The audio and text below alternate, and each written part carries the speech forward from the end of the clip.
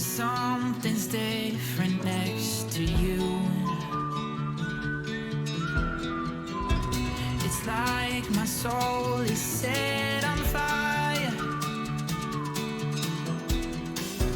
but oh, I'm starting to feel tired. 'Cause I can run, but I can't hide the feelings that I know I can't keep bottled up inside. And all I wanna know is, are you ready for the ride? What have I been waiting for? Oh, I can run, but I can't hide the feelings that I know.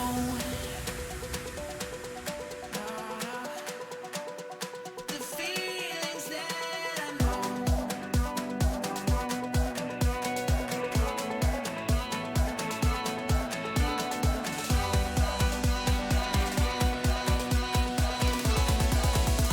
The feelings that I know.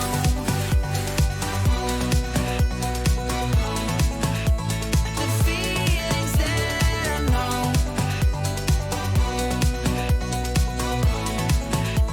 The feelings that I know. Take my hand and say for sure, I can't keep on this road alone. And all this time I thought I knew, but all this time oh, it's been you. 'Cause I can run, but I can't hide the feelings that I know I can't keep bottled up inside. And all I wanna know is, are you ready for the ride? What have I been waiting for? Oh, I can run, but I can't hide the feelings that I know.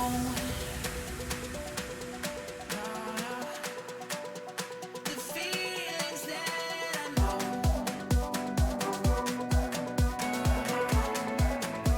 The feelings that I know.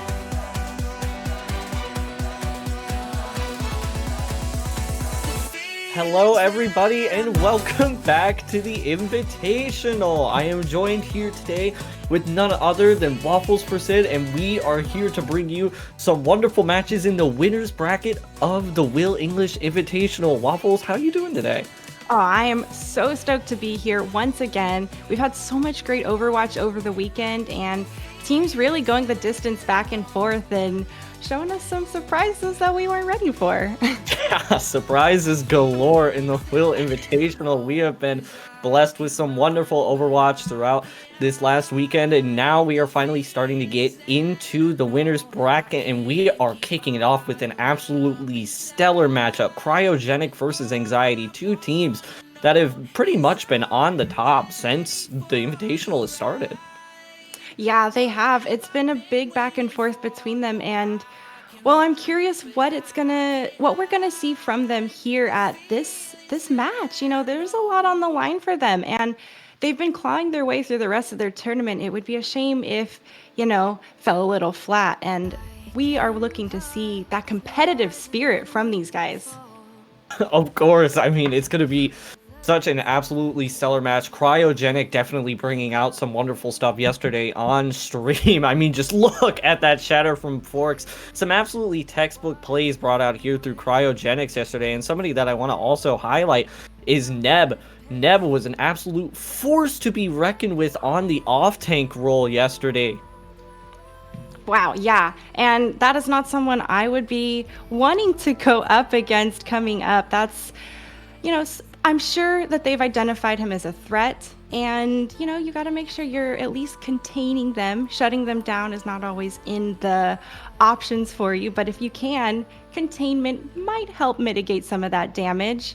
We are going to go to Oasis for our first map, so I am curious to see, what type of team comps will arise since there's a lot of diversity available on this.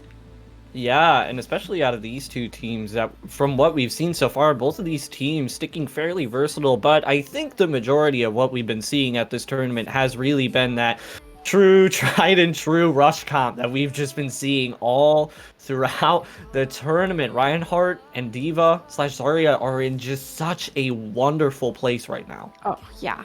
And as a Zarya player myself, I absolutely love, having the full charge and the fact that this style comp is really popular. I think it is a very personal way of fighting. You get to get really close to them and, you get to look your enemies in the eye as you take them down. Absolutely up close and personal. It is a very, very fun style to play with, and I know that Cryogenic has really been taking advantage of this Zarya themselves. Neb has been absolutely beaming down, but definitely not to count Anxiety out yet. Their support line throughout the entirety of this tournament has been absolutely wonderful. I vividly remember day one, the two supports just stalling on point forever and eventually edging out that fight. So it could really be anybody's game here, Waffles. Yeah, and when you have a support lineup that can communicate and really make the dream work on that front, that's a huge asset coming to a match like this. You got to make sure that you have that survivability and sustainability in the fights. Of course, and now we're going to be rolling out here onto University. A little bit of an interesting pick here. Jonas actually just seeming to use the Sim TP to get out of spawn, and now is going to go over to the Doomfist. An intriguing pick that we've been able to see throughout the Invitational, but the initiation has started. Forks will find the pin up against the wall. Not going to find the kill, though. That's actually going to be LQD, and Cryogenic are just slowly starting to tilt this into their favor off of the back of a wonderful wall from Iron Man. Oh, yeah. And well, a great first capture coming through. They're going to be able to set up that defensive line. And, I'm curious if Jonas is going to continue on this Doomfist with McCree out in the open here. That's a hard counter trying to dive into. Yeah, absolutely hard counter, especially when that McCree is LQD. LQD has just been on fire, and all the stuns come out. Shatters traded in and out here. Squeak finding so much, but just not quite enough. Forks getting the better end of that deal. Yeah, definitely coming out on top with that. They still have, 30% and counting for the point. Anxiety's gonna have an engagement opportunity here with the grab and the window, so it'll be about Cryogenic countering that, and Saintix here gonna have a lot of eyes on that sound barrier. Yeah, the freeze actually comes through first from Iron Man as the grab comes out as well, and Cryogenic actually just stepping on the gas pedal with the help of Saint TX's beat. And with that, the aggression's just going to be unlocked. Oh, and that poor Zarya just could not get back into spawn. Cryogenic, Iron Man here on this May definitely really showing the iciness from Cryogenic. That wall was so ruthless to let nobody escape, and the aggression and instigation that they are bringing to these fights is helping them win. They have 73% and counting left, and they're already just throw the bomb straight in the back and open with High Noon. Anxiety can't even get close enough to the point to try to touch.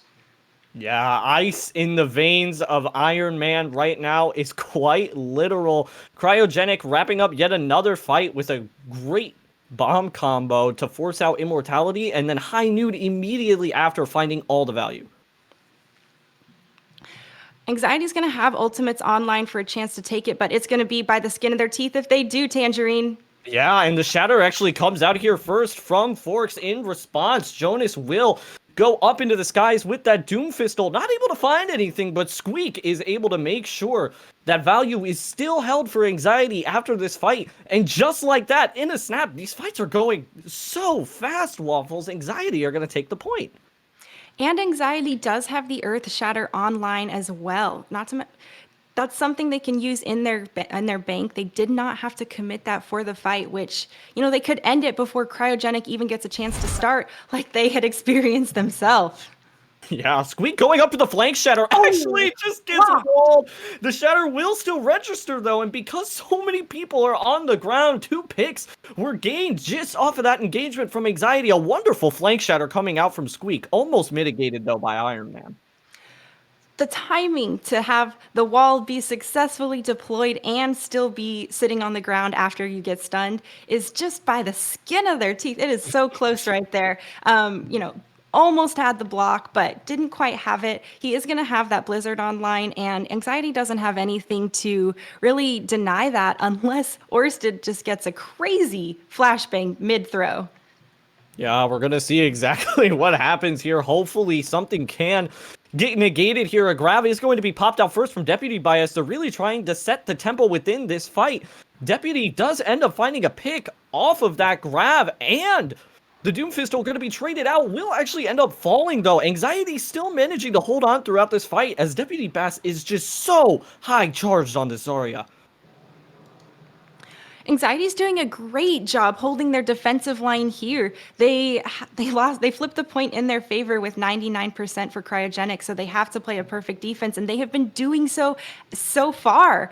Right now, they're doing a great job at continuing to get close and brawl, and with this Ant Matrix engage, it's going to be tough for Cryogenic to push in or skirt around the opposite side and avoid it altogether.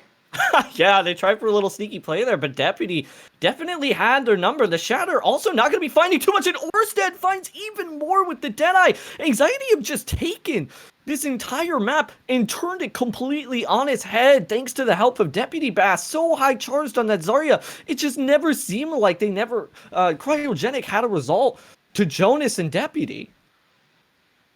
Yeah, that was an insane flip over from Anxiety. Talk about going the distance for both of these teams. Anxiety maybe needed a little bit of warm up to shake off those nerves that they are named after.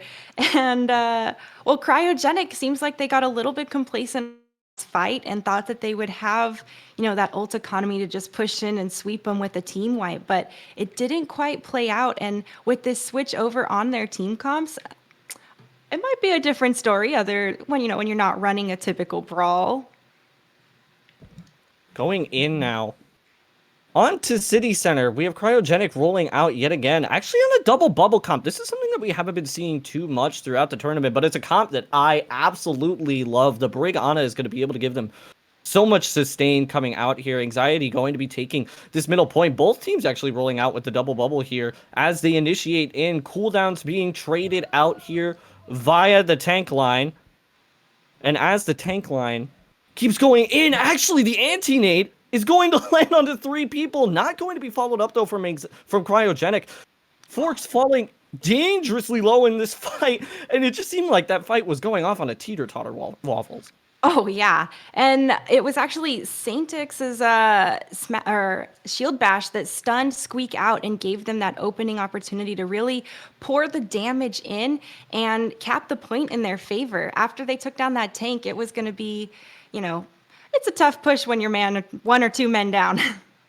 Yeah, no kidding. It's just so hard to be able to get any initiation power when you're down those key components. But Neb rolling out on such high charge here, it's going to be so dangerous for Anxiety to try and even step onto that point. In fact, a Nano Boost is going to have, Nano Boost is going to have to be invested here onto Forks actually to try and get more in, which is actually going to spell more trouble from Anxiety. The Valkyrie was popped from Shoe Pack at first to try and mitigate it, but it doesn't seem to stop the unmovable force that is Neb.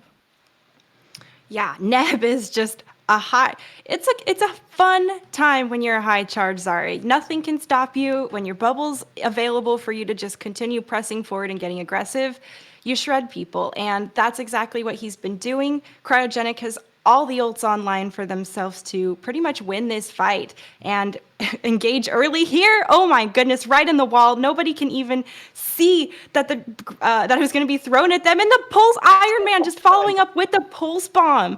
Wow, Tangerine just shutting down that play before it could even happen. And even after Squeak had also committed his Primal Rage. You know, Overwatch is just so much about setting the tempo up against your opponent, and Cryogenic are just doing that so well, setting up these fights in such an absolutely stellar way and initiating ults before Anxiety can really do much. That's honestly the best way to fight too, is to prevent the fight from happening before the other team even gets a chance to engage or make it a fight. Now, LQD will actually find something right away. As we're talking about aggression, the ultimate pop first from LQD will end up finding value. First Blood's in this fight coming out from Cryogenic as Forks is just juggling Deputy Bass all the way into their backline, making them relatively useless for this fight. Cryogenic one somehow swinging their way back into this fight after going down a map. Wow.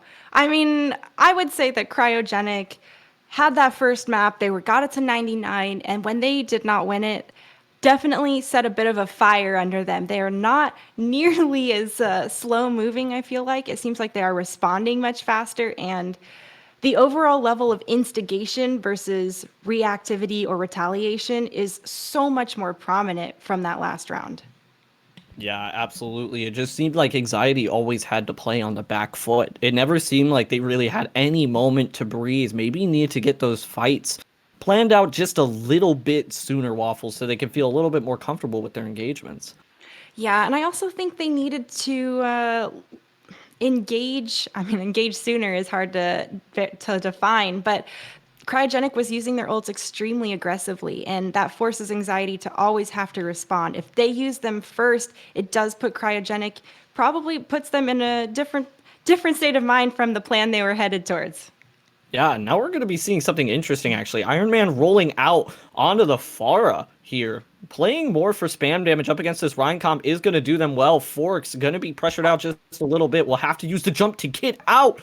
What a wonderful bubble to save Cryogenic's support from that flashbang coming out from Orsted on the flank. Now, for sure, they're going to be checking that. However, Anxiety going to be rolling out completely collectively onto the top, and Orsted actually finds an opening pick. Orsted has kind of been the shining light here for Anxiety, finding picks exactly when you need it, and it's in such a dangerous position that Saint X is going to find it really difficult to get that res off. A window will come out here from Anxiety to just take more percentage here on this point. Unfortunately, not going to get it capped, but a barrage comes out and seals the deal on this fight. What an incredibly long fight here, Waffles. Yeah, and honestly, I thought Anxiety was going to have that flip, and then out of nowhere, Iron Man goes ahead, commits the barrage, and like you said, it sealed the deal for that team fight win on their front. That Mercy Farah pharmacy combo absolutely putting in tons of work, and well, she was just bombarding into Anxiety in that enclosed hallway. There's only 2 exits, and she's shooting at both of them. So I think Anxiety should maybe opt for a different approach here. I like this open top aggressive move that they've done. Yeah, it's incredibly aggressive, and they're able to go off Anxiety onto the full dive here, but it doesn't look like it's paying off. Jonas went off onto this Genji, possibly to try and aid this full dive comp a little bit more and aid the Moira, but it doesn't seem to really be paying out. Yeah, I am surprised that they switched off the McCree as well, considering that there is the aerial threat. But pushing into a grab, that's a tough fight. I'm pretty sure Anxiety is happy that they got that resource expended, and now they have a big opportunity to win. There's only Nano Boost online for Cryogenic to defend with. Yeah, and Iron Man just raining so much havoc up here, about to get up to that barrage as well. Nano Boost out from Lion, but Lion will end up getting picked off. Luckily, they were able to use that Nano Boost first, and there's no way they're going to pop the barrage right next to this Diva, are they? No, Iron Man going to be holding on to that, thankfully, but the tank lines are cleaning up on point. Cryogenic is cleaning this up. Force with these primal ranges has been so on point. Gonna get the juggle up onto Lucio too. Wow. I am just starstruck right now, Waffles. What an incredible primal rage and the barrage to seal the deal even further onto this fight. I don't think Anxiety are going to get any more percentage. First map, gonna go the way of Cryogenic. Yeah, definitely a bit of a back and forth there at the end. And anxiety seems to really, pop it into gear right at the end, try to come back by the skin of their teeth. And you got to do it sooner than that, especially on control. Every bit of possession points counts in this type of style. And, it's not nearly as forgiving as payload, where you can actually back the payload up and take away progress that they have been doing and taken for themselves. Squeak, on the other hand, for anxiety, putting in so much work at the end. He got like 2 or 3 kills, came back, and then got one more before being taken down again. So, not for lack of trying, they were doing a lot of great hard work to try to, flip that point just at the end again, like we had seen for the first round. Exactly, and anxiety were doing very, very well. I think in general, it's just cryogenic always had their number when it came to this aggression. I think if anxiety can either try to kite cryogenic out of their aggression by having cryogenic use all of their cooldowns to just go into them, and then anxiety beaming directly back in, or alternatively, anxiety just decides to take the rope and plays the more aggressive style themselves, I think they could start to find a lot of success here, Waffle. Yeah, and if they can manage to do that, it could turn the tides for their favor, and that would be, obviously that would be ideal for them. Yes, exactly. We are going to be going to just a short break here, but don't go anywhere. We are going to be getting right back into the action as soon as we get back.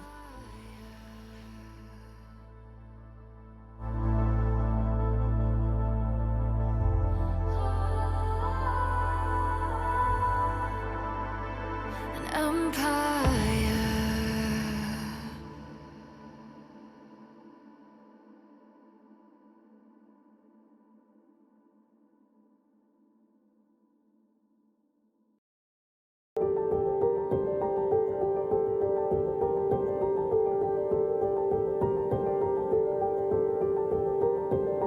Held in the echoes, secrets that we know, doors that open for us in a moment. Keeping the light on, righting our old wrongs, keeping our sights on everything we want. We catch our breath in the middle of it all, chasing echoes. Sun is coming up over us, it's coming. Crystal vision,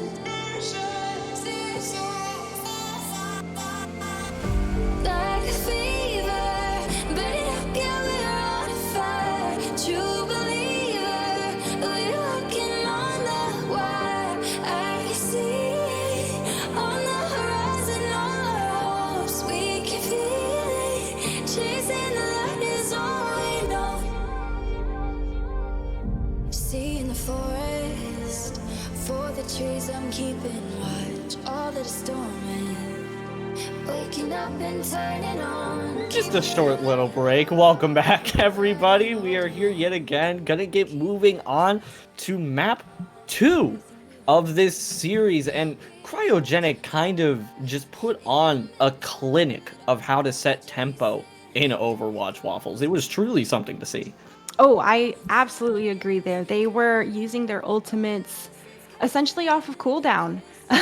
They were throwing them very aggressively and not hesitating to utilize them in a way that enables them to win the fight.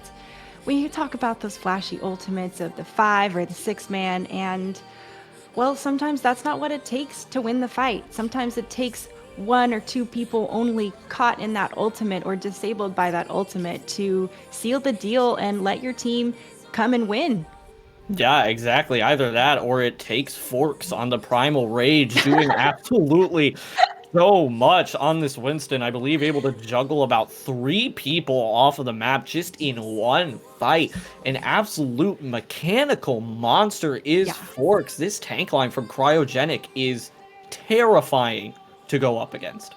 Yeah, and I'm excited to see what these teams are going to bring here on Numbani. It looks like we are about to go ahead and start it up now. And Well, with the pharmacy and the mercy combo as well, back in for anxiety, could be some different results yielding for them.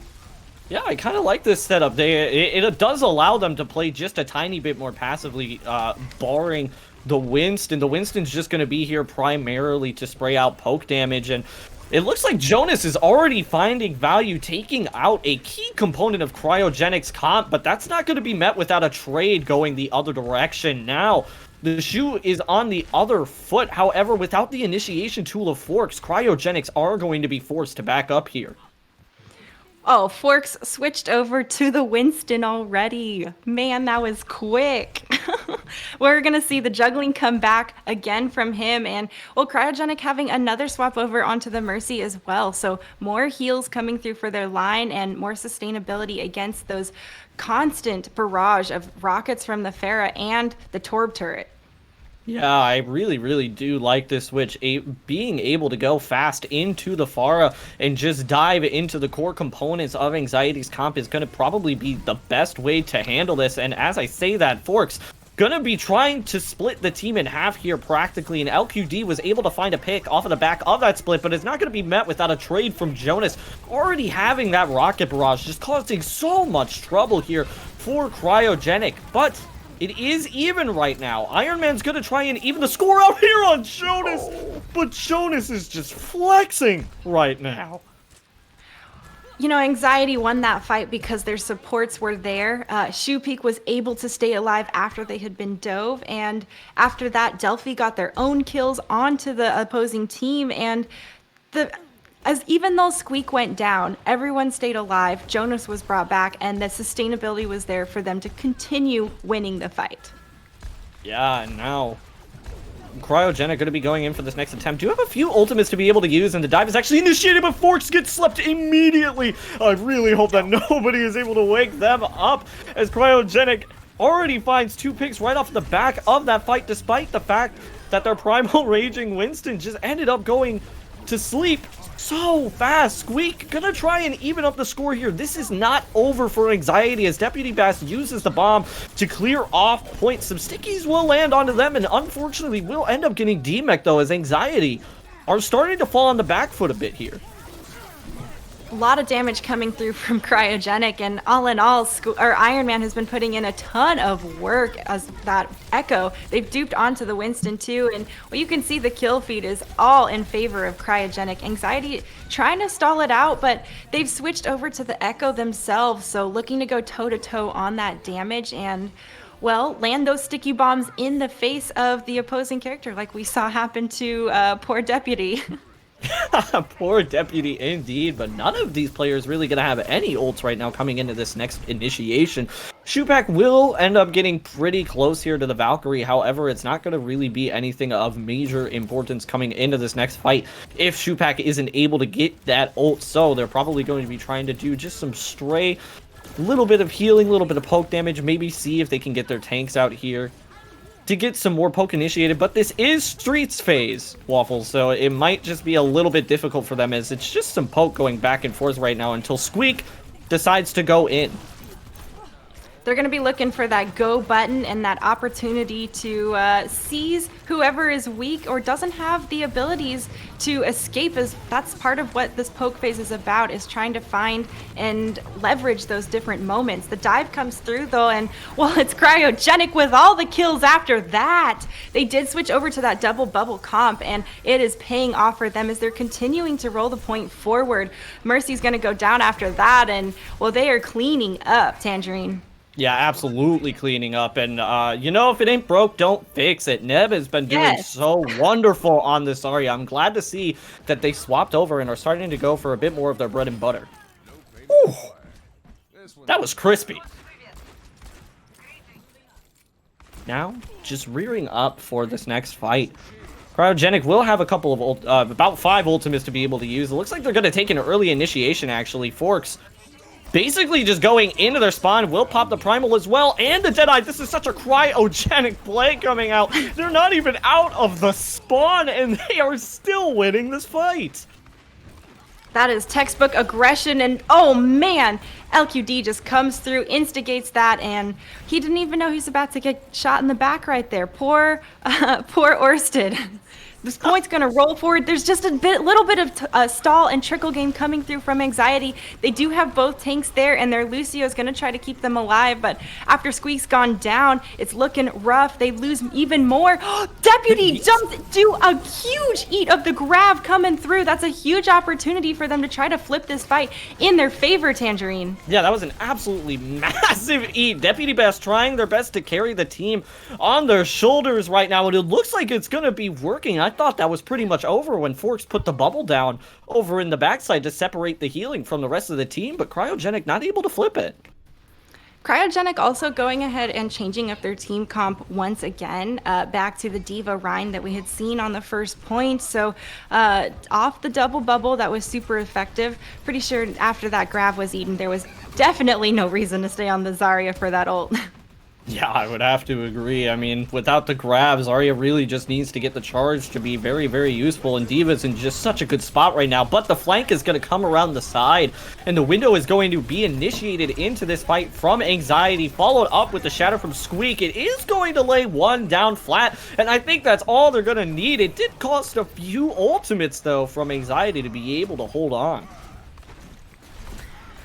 Cryogenic's doing a great job at trying to engage, and Anxiety has been careful about not to commit too much. They are only going to have one ultimate, though, so that last one was a bit rougher than the previous one, and well, Cryogenic has been extremely aggressive. I think Anxiety needs to try to match it a bit and prevent Cryogenic from just waltzing in uncontested. Right, and this beat is the perfect tool if you really, really want to get aggressive. There's not really a ton of ultimates on the side from Cryogenic, so they are actually just going to be initiating in with that beat. I think that's a wonderful idea, but no picks come out on the side of it. Instead, they actually decide to back up. The Shatter's not going to be finding any value from Forks, though, so they will be able to breathe a sigh of relief after that. The window, though, is immediately going to be making them hold their breath yet again as Deputy Bass just flies into the side, not sure of what to do from all of the stray damage coming out from Cryogenic. They are just pumping out so much damage right now. 3 picks already out on the side of them. LQD yet again able to find the first pick within the fight. A beat comes out to keep the rest of Cryogenic sustained throughout this fight, and they're going to cap with time left. Really nice defensive hold at the last point for Anxiety, though. There's only 18 seconds. They did a fantastic job burning down that time bank.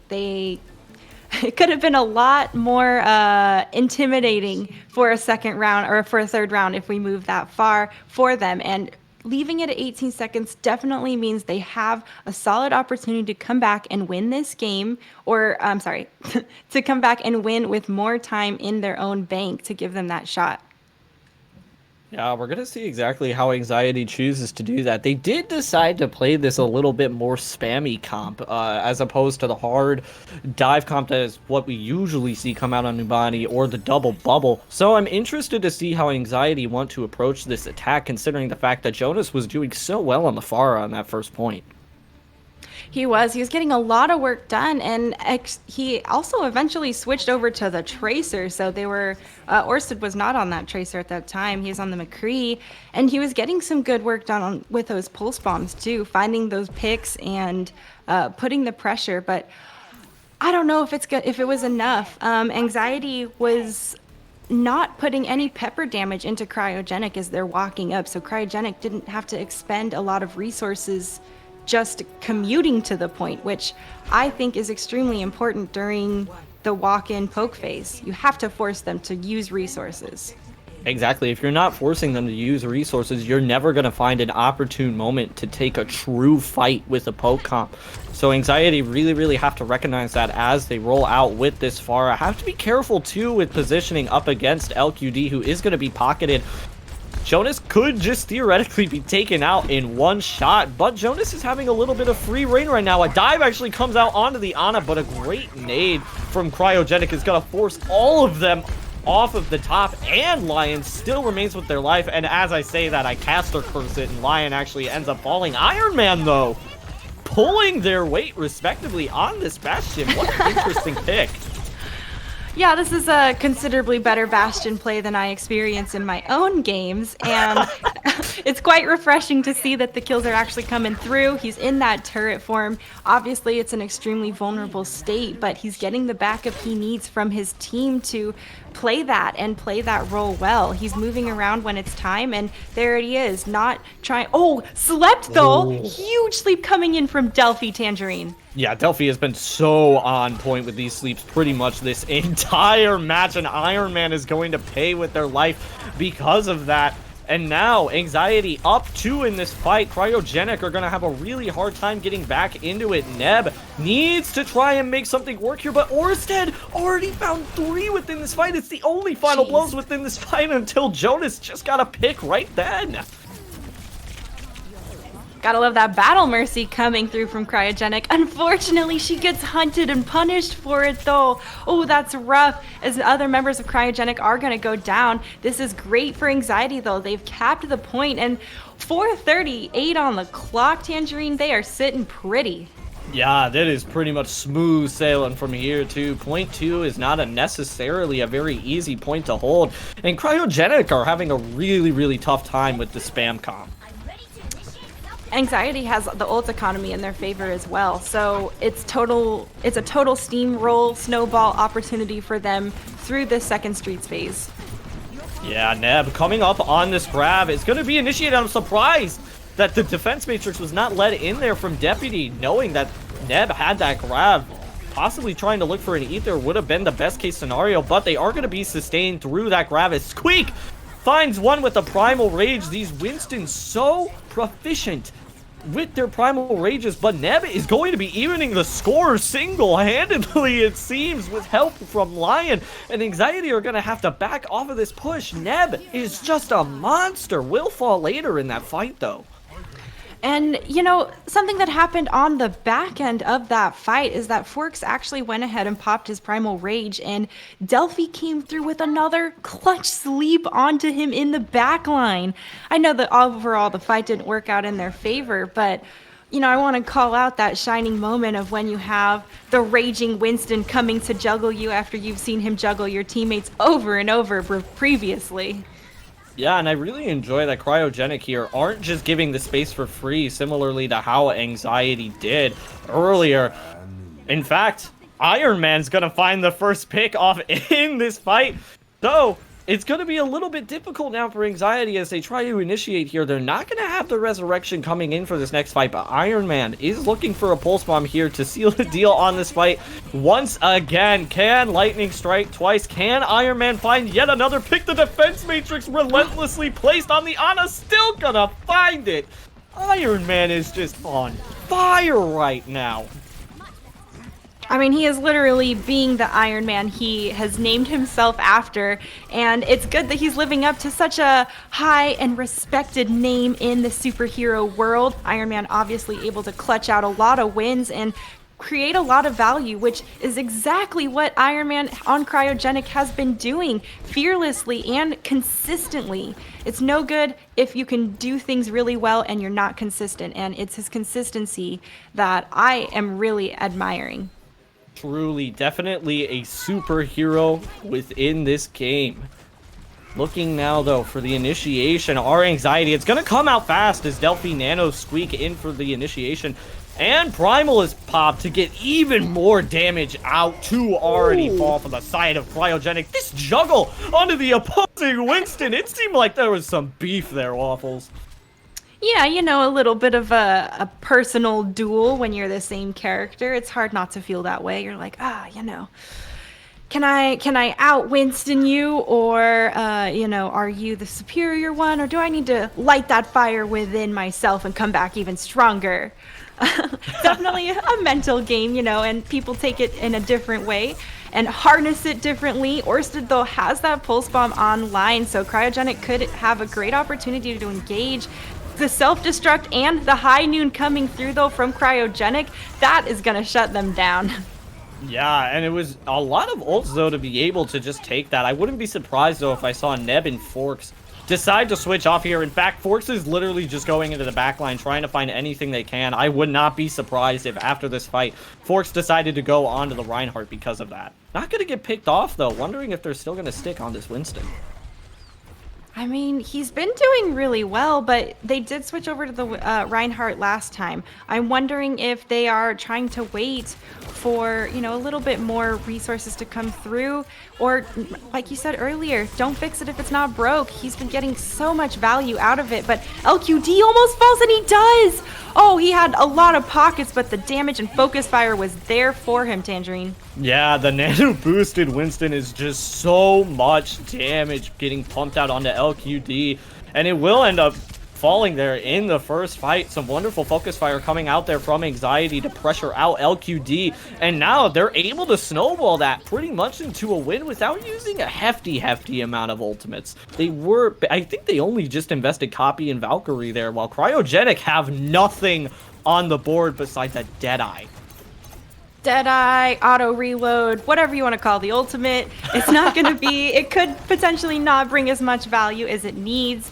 Not to say that we have seen Deadeyes come back from behind and be lethal, but it's actually Squeak who is lethal right now. Tangerine showing he has got the Winston skills to continue getting these kills and also juggling a ton. A great save of the Mercy. It wasn't quite enough. He tried though, Tangerine. That was an absolutely incredible attempt at a save. Unfortunately, Iron Man still able to find the pick there. What a nice icicle. Iron Man actually finding 3 in this fight. But I have to say, overall, the tanks are kind of stealing the show here, Waffles. You said it. The tanks have been on fire between the high charge Zaryas. The Winston jugglings from both sides have been phenomenal. And they are going toe-to-toe with each other. Now, Cryogenic going to see if they can mount this defense as they roll in for this last fight. Anxiety have about 3 ultimates to be able to use in for this next fight, and the copy is actually initiated here on the Squeak, who is relentlessly pushing in. A wall from Iron Man is going to cut off the rest of Anxiety, but it doesn't seem to matter. However, the Blizzard comes through from Iron Man. Can Iron Man make the hero plays that they have been making this entire game? The Lucio sadly is going to get slept. Saint X will get picked up after that. Shatter follows through from Squeak. This is anybody's map right now, but Cryogenic are still managing to hold on to this point, and considering they have spawn advantage, it could possibly still be going into their favor. It's going to be difficult here for Anxiety to try and wrap up this point. This is absolute chaos on the point. OT bar has been triggered, and well, Deputy does finally get that kill onto Forks as well. The remech Jonas has duped, and well, Cryogenic or Anxiety doing everything they can to push this cart here. The last 0.77 meters. Cryogenic gets a couple kills though in their favor with the spawn advantage. It's too much. That Diva Bomb comes through, taking Jonas out, and now Anxiety has lost their last member in the trickle fight and just barely misses it by 0.77 meters, Tangerine. Wow, that was a close run.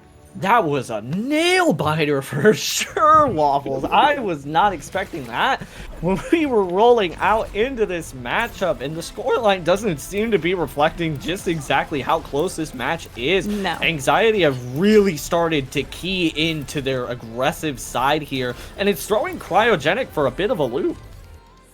I agree, and Anxiety was so close to capping that third point. When I looked at the clock and they were almost there, they had about 6 or 7 seconds left, and my first thought was, oh man, you know, the other team had 18 seconds left, so it's just super close in time bank to almost capping that third point, and you hit the nail on the head. The score does not show how close this match actually was, and all the back and forth that happened.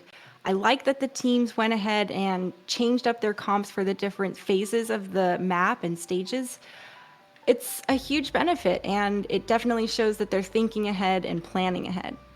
Yeah, most definitely. The switches were almost immediate coming out from every single side. I love the adaptations that are coming out. If anybody's ever heard me cast before, they know that I love talking about adaptability in Overwatch. I think that it is one of the most important concepts. You have to be able to roll with the punches and take everything that's coming at you within a split second. Decision making is so so important, and both teams are nailing it on the head. And it's not just the split second decision making as far as like who do you shoot and who do you engage. There's also that reactive time that they have that you see mostly from the supports of hey, this pulse bomb went down and now we all either need to flip around and pour our resources into them to keep them alive, or, flip and take that sleep dart into the primal raging Winston like we saw come through. Overall, this matchup is just absolutely wonderful. And there have been some hero plays made, particularly from the DPS of Cryogenic. And Anxiety's tank line is trying their best to match up to what Cryogenic's tank line is putting out right now, and I think that they're succeeding. But ultimately, I think that Anxiety might just need a little bit of step up in the confidence from the DPS department to really start to seal the deal on these fights. I think both of these teams are fairly even, but it looks like the DPS from Cryogenic are just getting the better end of everything. They were, and, at one point, Anxiety did have that ult economy upper hand on Cryogenic, and it seems like Cryogenic was just able to... You saw that grab. The grab was thrown as the instigation and the engagement, and that really turned the tide to enable Cryogenic to pull those resources and those ults out of Anxiety and bring the economy to be, more equal, as it didn't play out later in the map for them.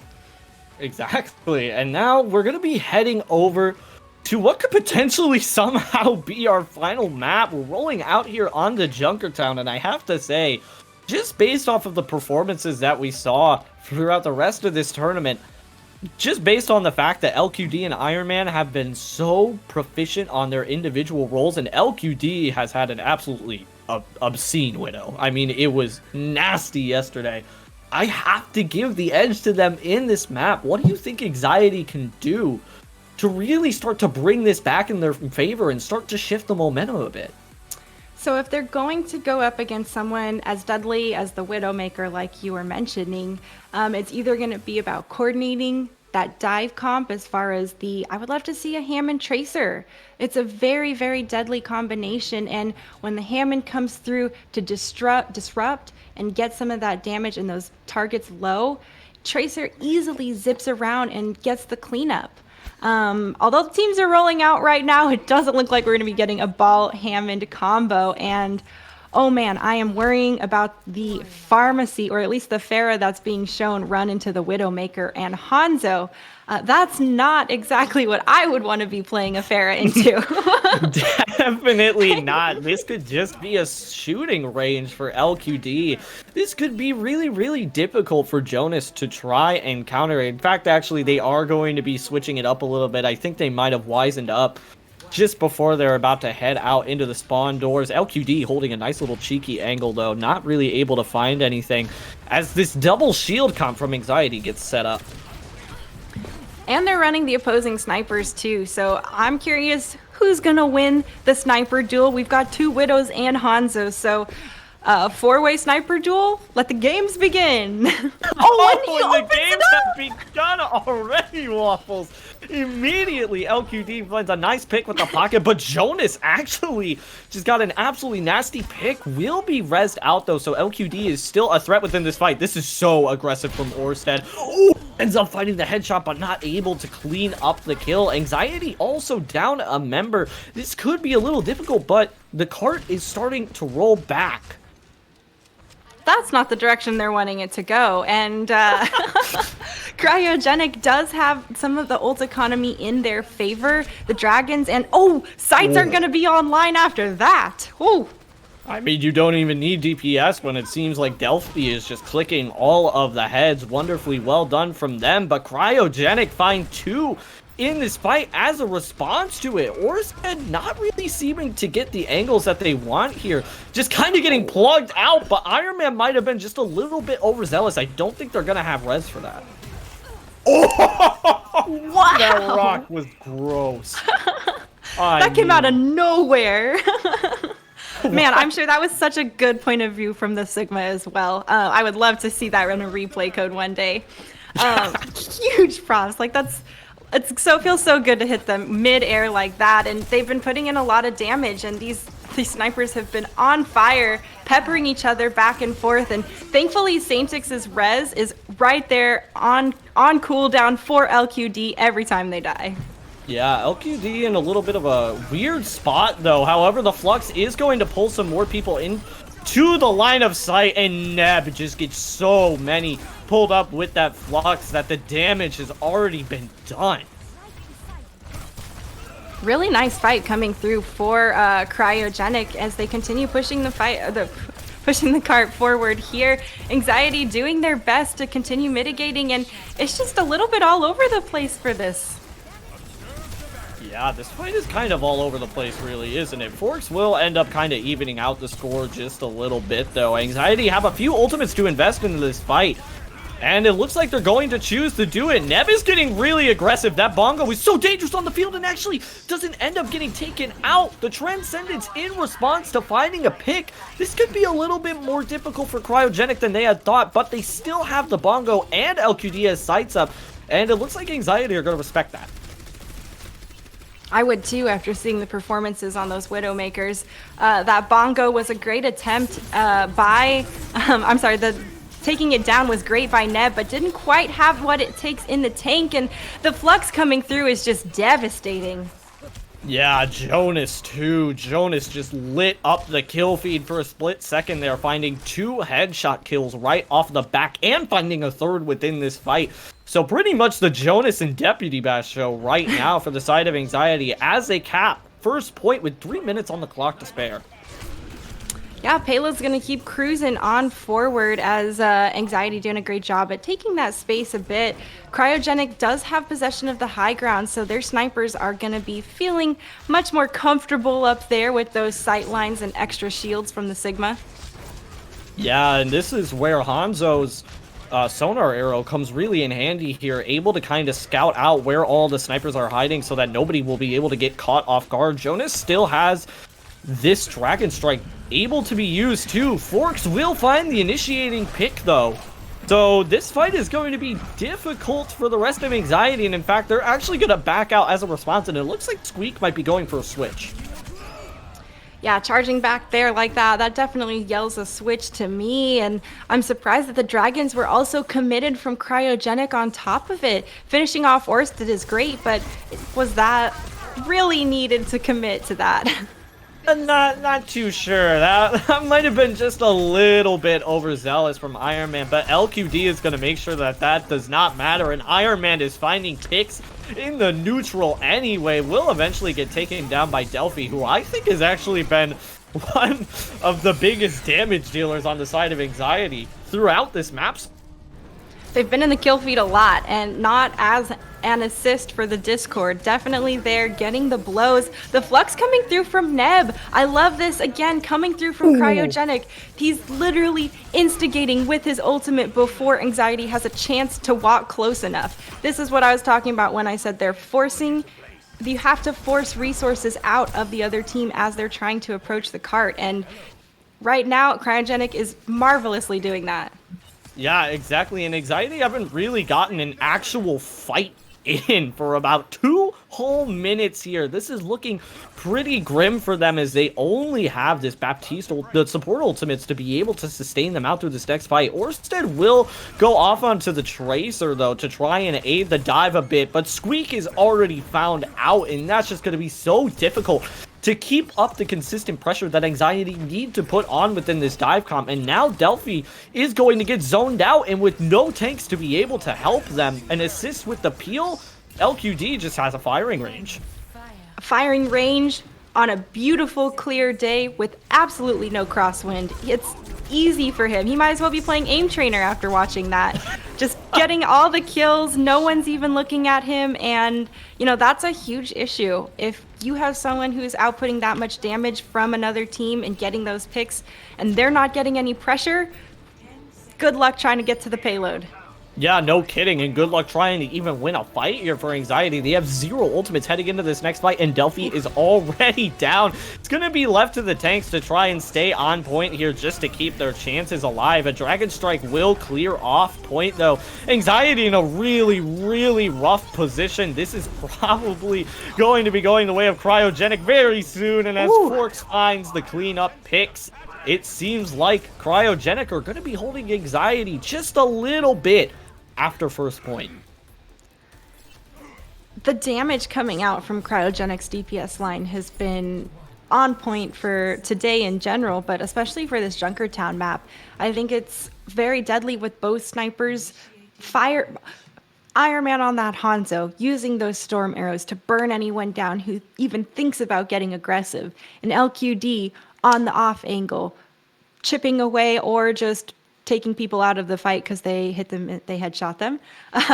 Anyone who decides to skirt around the side or step just barely out of position behind cover from the healing on the support side, their head gets taken off. So between those two threats on the court for Cryogenic, it is going to be really tough for Anxiety to cover all those angles and put the pressure on those targets, especially since LQD is so far away a lot of the time.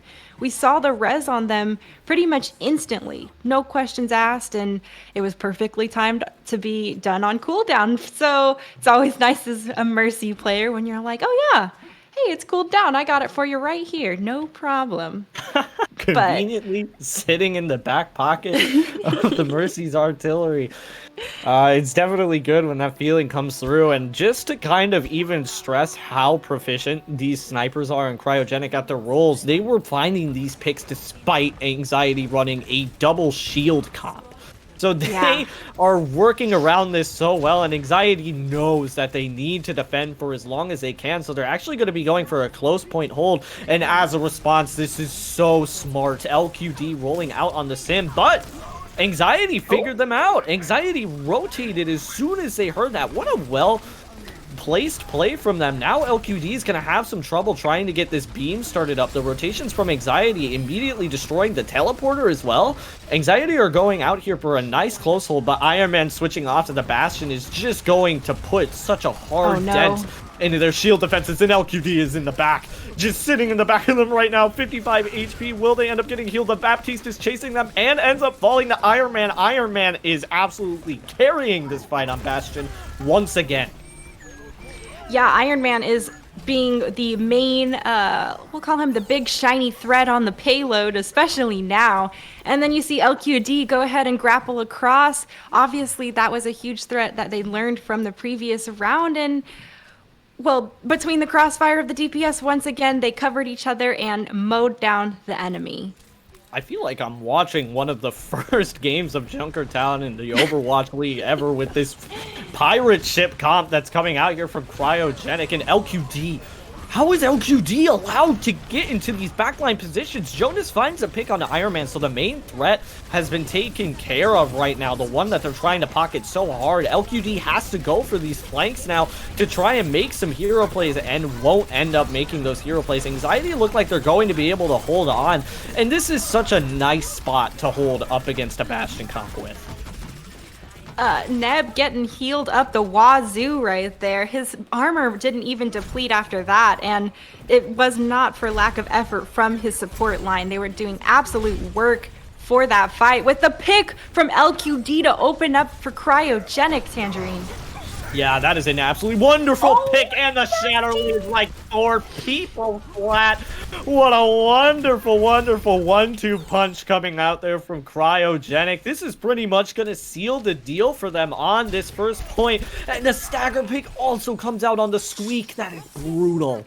And Forks is brought back, so they're going to be full strength here for the second area. There's no chance that Anxiety's contesting, and well, the 1-2 from Forks and Bastion here, he's like, hey, I'll put him on the ground.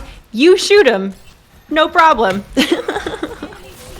Talking about firing ranges, that is definitely the best one to have. A good firing range is when nobody is moving at all, and LQD is going to have yet another tool to try and set themselves up for success here with this infra site. Going to be zoning Orsted off of this high ground. And now LQD, though, just has this high ground for free, and they didn't even know. They lack the critical information, Waffles, but Debbie Bass finds two with the bomb. This is going so back and forth. Cryogenic, though, finding the finer end of the picks here, and Cryogenic, just like that, are going to take a swift 3-0 up against Anxiety. But what a show both of these teams put on. Yeah, I mean, I want to say huge props to our observer, Nautilus, for being there on that Widow for that last play. We saw that she had the sights. It was a beautiful story. McCree looks towards her, dodges away, stays out of the way, then goes ahead and says, oh, I don't see her. I guess I'll drop down and go for my high noon. And after that, it was doors open for LQD to say, oh, well, you don't even think I'm here anymore. I'll just loop around, and thank you for standing even more still during your ultimate. So a really just beautiful unfolding of events in favor for LQD at the end. And all in all, I think Cryogenic's aggressiveness and the amount that they're instigating really, really helped them win this match. Yeah, absolutely. And I talked about this a lot earlier on the pre-show yesterday, but I think one thing that shocked me so much about Cryogenic, and what stood out to me so much, and what made me knew that they were going to be a dark horse within this tournament, was their level of aggression.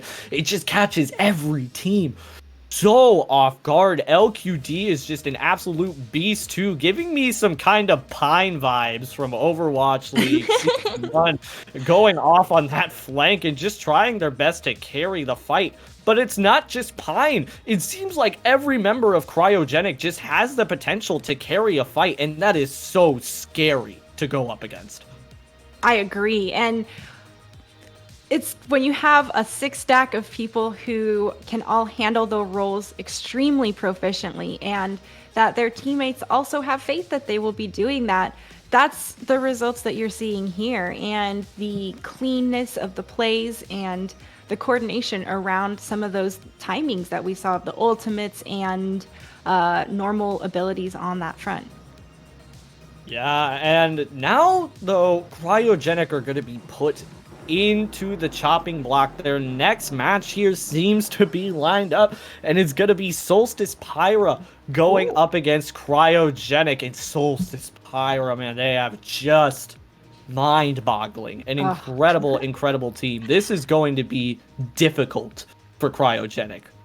Yeah, well, Cryogenic, they did really well. They 3-0'd here, but it's still the first round, and there is a lot to go later today.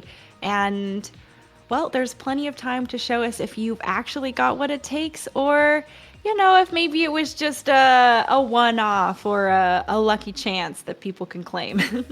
Yeah, exactly. And we're going to be seeing both of those teams get put up to the skill test immediately after this break. So please do not go anywhere. We have a barn burner of a match coming up right next for sure.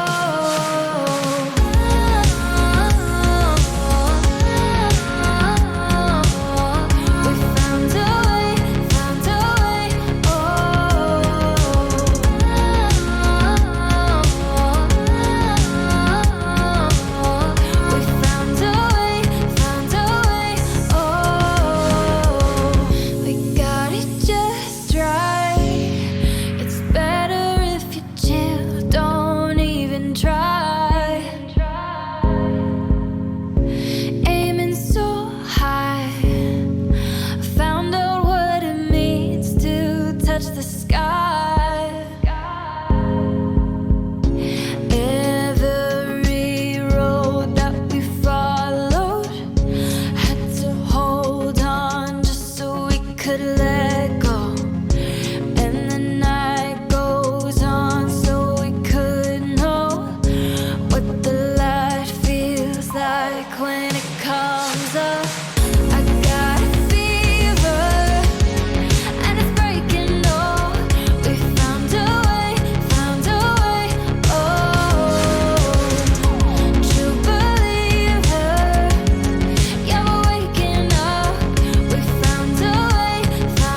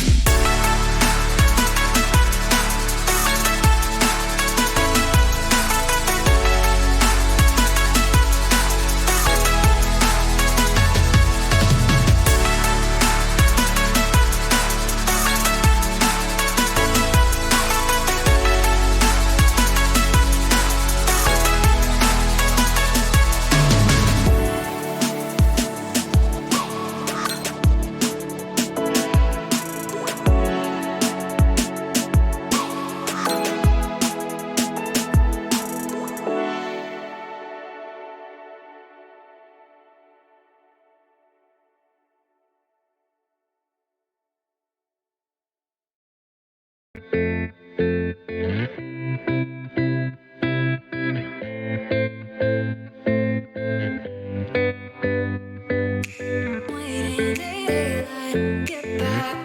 No man feel right. Waiting daylight, get back. Go south. No man waiting daylight, get back. No man feel right. Waiting daylight, get back. Go south. No man waiting feel right. Go south. In the daylight, outside daylight, waiting feel right. Go south. Somebody help me fold it. Waiting feel right. Go south. In the daylight, outside daylight, waiting feel right. Go south. Somebody help me fold it. I don't feel right in the daylight. Spending all my nights on the dark side. Somebody help me find a way to get back home. I could cave in, but I'm waiting, holding on to a light that's fading, trying to find a place for all these ghosts I know. 'Cause the night feels long and my heart gets colder. Day by day I break away. I don't feel right in the daylight, spending all my nights on the dark side. Somebody help me find a way to get back home. That's waiting. Somebody help me find a way, help me find a way to get back home. That's waiting. Somebody help me find a way, help me find a way to get back home.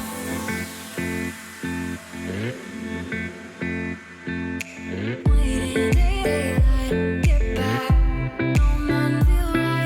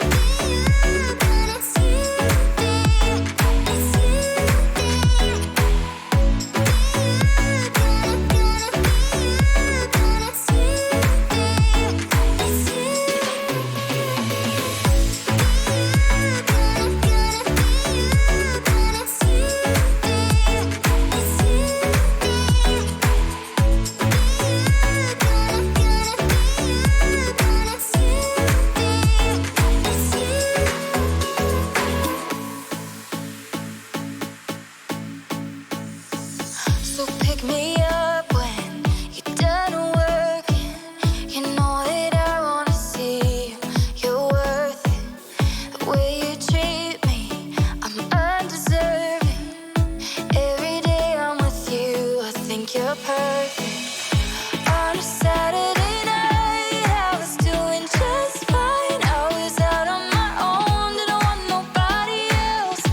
Then I opened my eyes and I put down my pride. I was holding you closer than anybody else.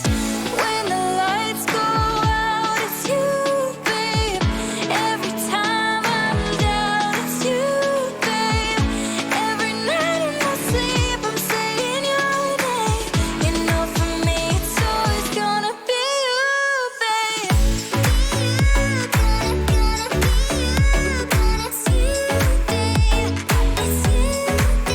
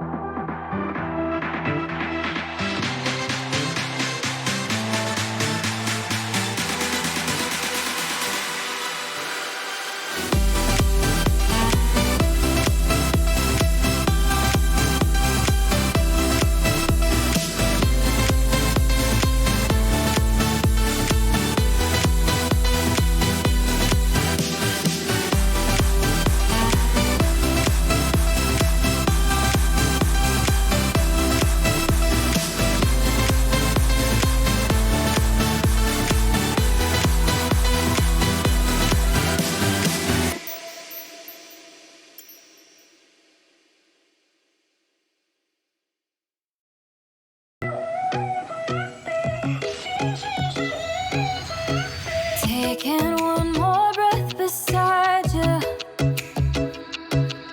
so I could find strength to divide us. Gave it all we got, and I know we did the best we could. If I could go back, undo the mess, I would memorize your face before I go. But this is how we grow.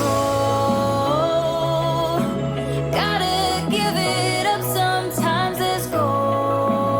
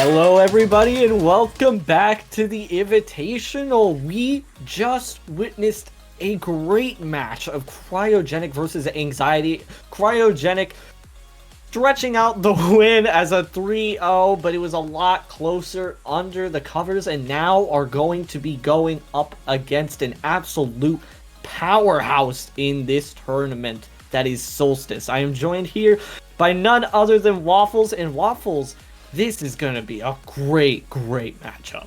Yeah, Tangerine, it's going to be intense. It's going to be a banger of one.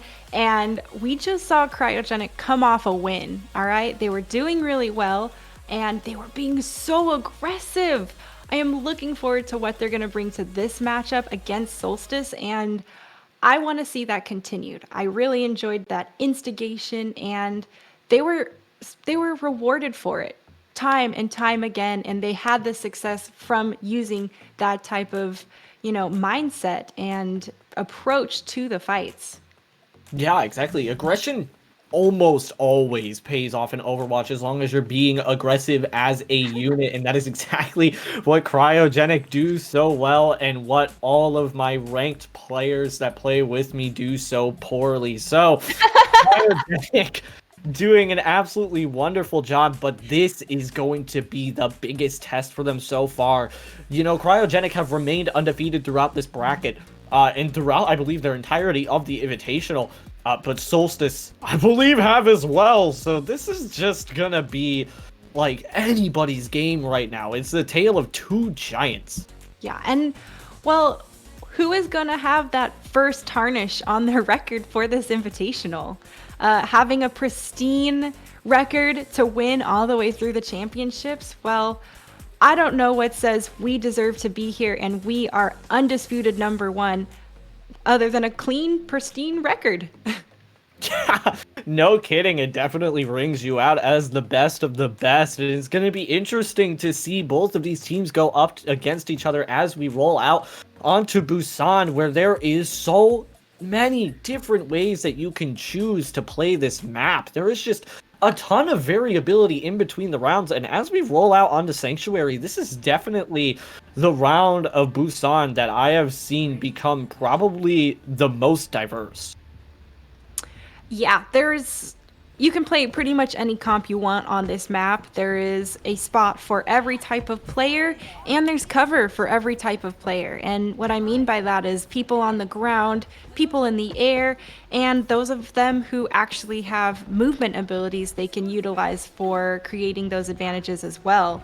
So, like you said, huge amount of variability for these teams. I'm liking the ball tracer combo coming out from Solstice. That is a deadly one, especially if they've got the communication down. Yeah, no kidding. I saw a team roll this out just yesterday, I believe, and was absolutely stunned at how well this comp seemed to fit on this map. I'm glad to see that more teams think that this is probably the best comp to run on Sanctuary. The dive is going to be initiated here from Khosrow, diving into the back. Will get slept out immediately, but woken up, so no harm, no foul. A bubble already placed, though, by Forks, and Forks decides to jump into the back. It looks like they're attempting to trade out backlines here. Iron Man will take out the overzealous, possibly Foofy, but Solstice Pyro will clap right back with 2 picks of their own, and Aspect is just starting to run rampant. Will go on to this Tracer. The backline is not safe when Aspect is on it. The DPS line from Solstice putting it, look, that is all them in the kill feed there. Of course, we can't forget about Joey with the pockets, definitely lending their support and enabling once again, as all support players do. But all in all, Cryogenic, not having the most success with that opening fight, the changes are already coming through. So they are going to respond, and hopefully this changeup actually yields the results they're looking for. Yeah, wholesale changes, as a matter of fact. It looks like they think that they're confident enough to take him out in the mirror. I enjoy the amount of confidence that comes out from Cryogenic, but it looks like it's not going to be met with too many results, as LQD actually ends up falling first in that fight. Will get rezzed up, though. However, that res is not available for the duration of this fight, and Aspect has the pulse bomb to try and make this work. Will end up sticking against the raid. What an absolute monster of a player Aspect is. He throws the fadeaway pulse bomb as he's turning away, lands the stick, and then gets the hat trick kill with it on that tail end. Just absolutely madness right there. Look at that. Boop, already turning before, and he knows he's got it. That is the comfortability on these players that these guys at the high rankings have and continue to grind to achieve. And what I dream of. Don't we Oh, all? the boulder! Hitting a very well executed rock there, but Cosro actually ends up getting stopped in their tracks, and Cryogenic, out of nowhere seemingly, are able to find 2 picks in this fight, but not without Forks ending up going down as well. The Pulse Bomb isn't going to net too many results, but Solstice are down just one in this fight. The Bob also not going to be pulling out any results whatsoever. LQD running just a little rampant, but as I say that, will end up getting cursed out just a tiny bit by Cosro. And now Cryogenic are in a tough spot. The Transcendence is out, and it is 99% up on this point. And Cryogenic, who we just saw absolutely decimate their opponent in this last game, are just getting put completely on the back foot right now. Yeah, there's not any time left on this OT bar, really, for them to continue trying to stall out. Like, as soon as they hop off, it is going to trickle down extremely fast, and they don't have the numbers here. The spawn times are slower, and after Aspect just putting a tear on the remainders of the people on the field, it is going to be rough for Cryogenic. Absolutely, and something that I'm noticing here that seems to be throwing Cryogenic for a loop, it seems like Neb was just so comfortable on that Zarya and has been so comfortable on the Zarya all tournament, but it's very, very difficult to run the Zarya when the DPS from Solstice are just doing so much work. You almost need a D.Va to be able to mitigate some of that damage and protect your backline, and Neb, I mean, just is, frankly, doesn't seem to be having as good of a time on the D.Va as they are on the Zarya. Yeah, and it doesn't seem like he has quite the charge up that he had from our previous match to actually bring that lethality to the table that Zarya needs to be looked at as a threat. Solstice did a great job at, kiting back and giving space. We saw that the point almost flipped in favor of Cryogenic, but they managed to hold strong and play it smart.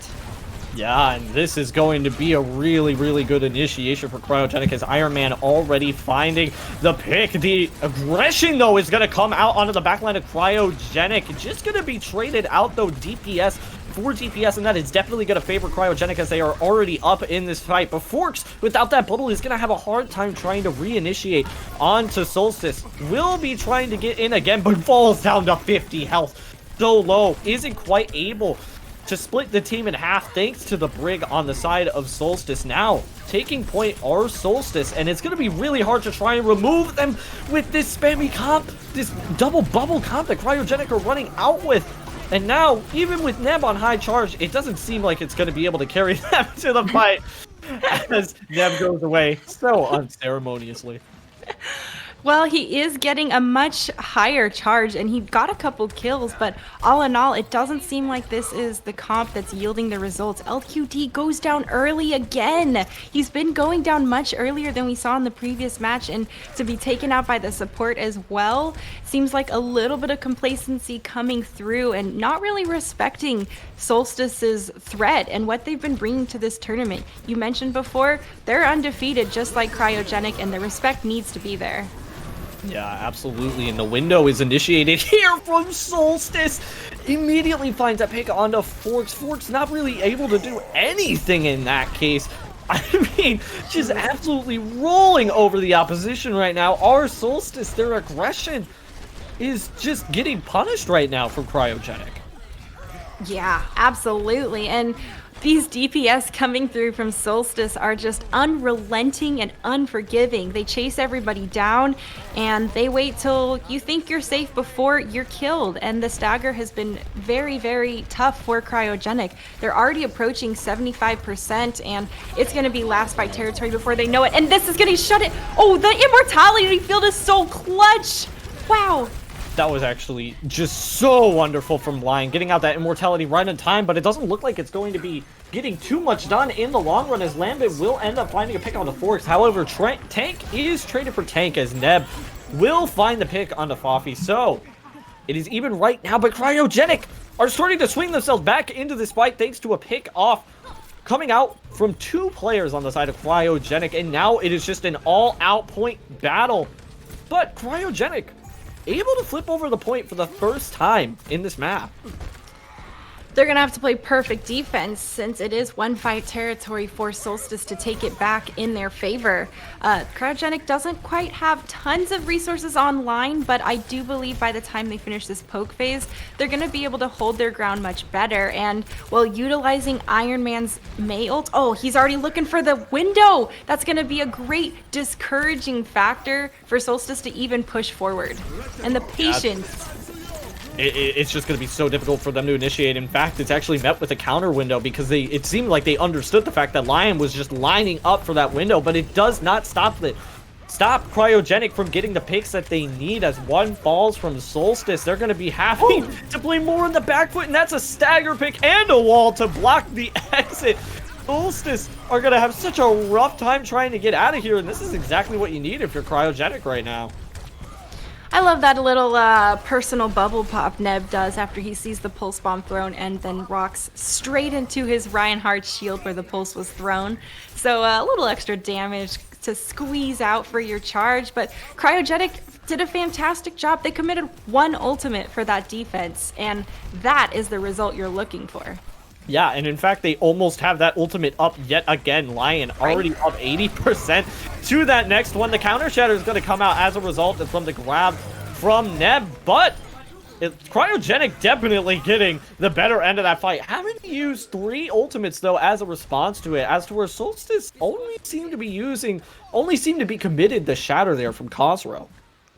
Yeah, a bit of a difference from what we saw on the previous fight for them, but it does look like Cryogenic is getting their momentum in the swing of this game more. They are engaging with the Ant Matrix again. Yeah, when given room, Cryogenic are doing wonderful things. A beat initiation comes out here from Solstice, and the pick is actually found as a result of it, and so many more picks come flooding out as a result of that grab from Fafi.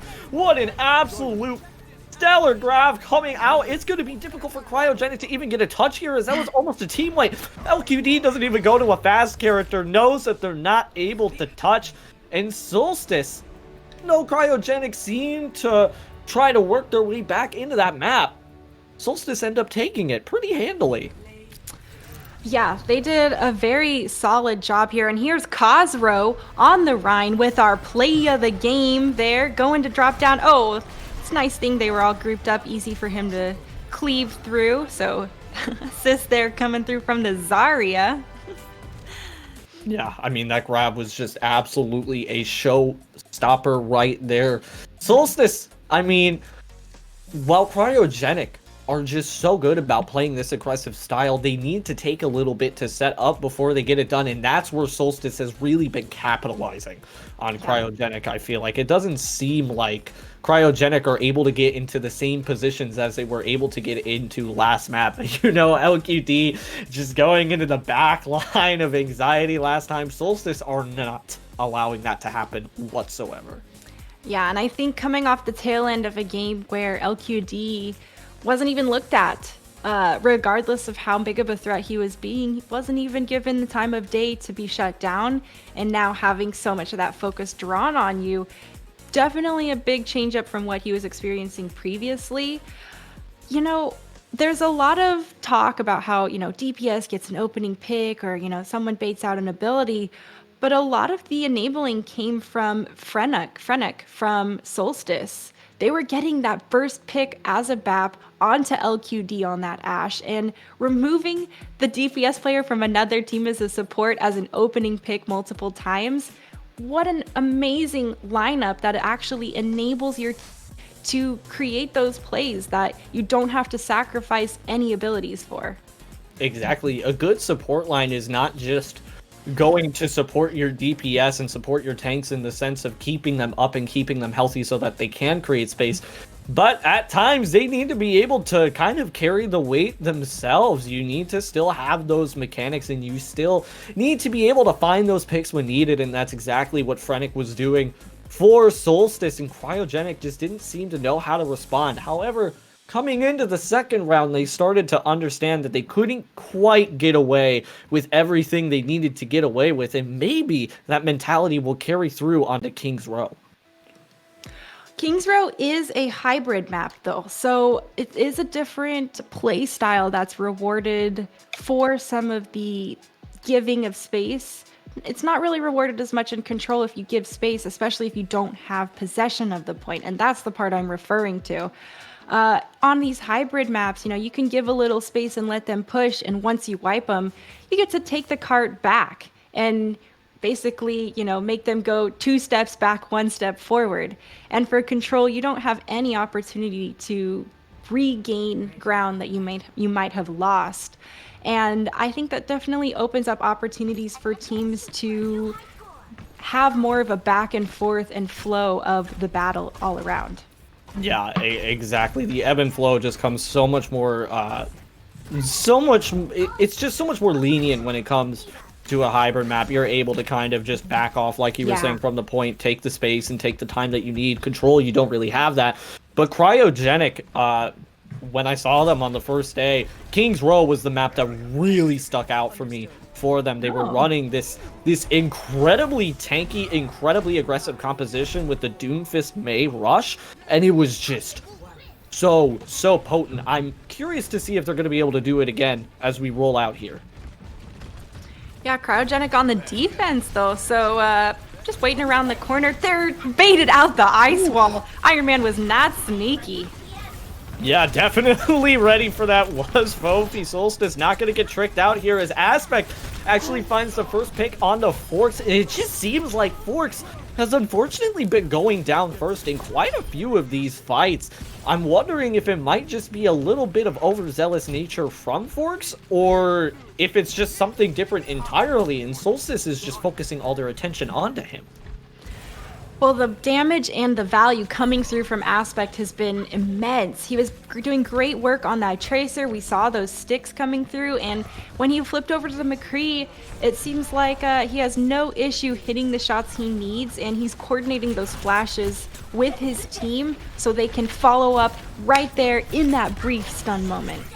Aspect definitely not a one-trick pony, showing their prowess on this McCree as they roll out through this archway. This is the toughest point in the map to try and get through. So if Cryogenic can hold here, this is going to look really good for them, but the shatter comes through, lays like 3 people flat. I mean, Cosmo, you cannot do that to Cryogenic. I like the little victory sit there at the end. Just, I'm a little tired after that. I think I'll relax for a moment. But after he landed the Earth Shatter, let's just call out Frennick again on that bloodthirsty Baptiste. There's a reason we call him a DPS, and it's because, he was all up in that kill feed and continuing to follow up on those shatter targets.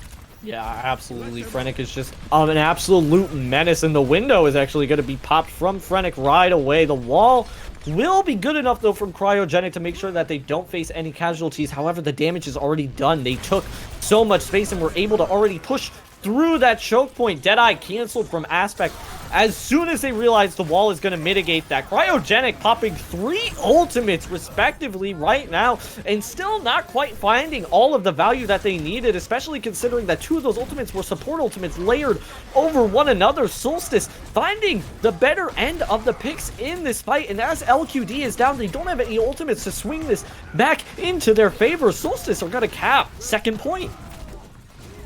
It was a lot of resources, and it was a tough fight there at the end, but all in all, Solstice is pretty much rolling this cart forward. They are not taking a lot of time or being forced to give a lot of resources to engage and win these fights. Cryogenic is trying to regroup. It seems like they are just a little bit behind on that front. They're sectioned off again from the May wall, and if they can get a solid unit without anyone being picked, I think they stand a chance here at holding on this defense at the last point.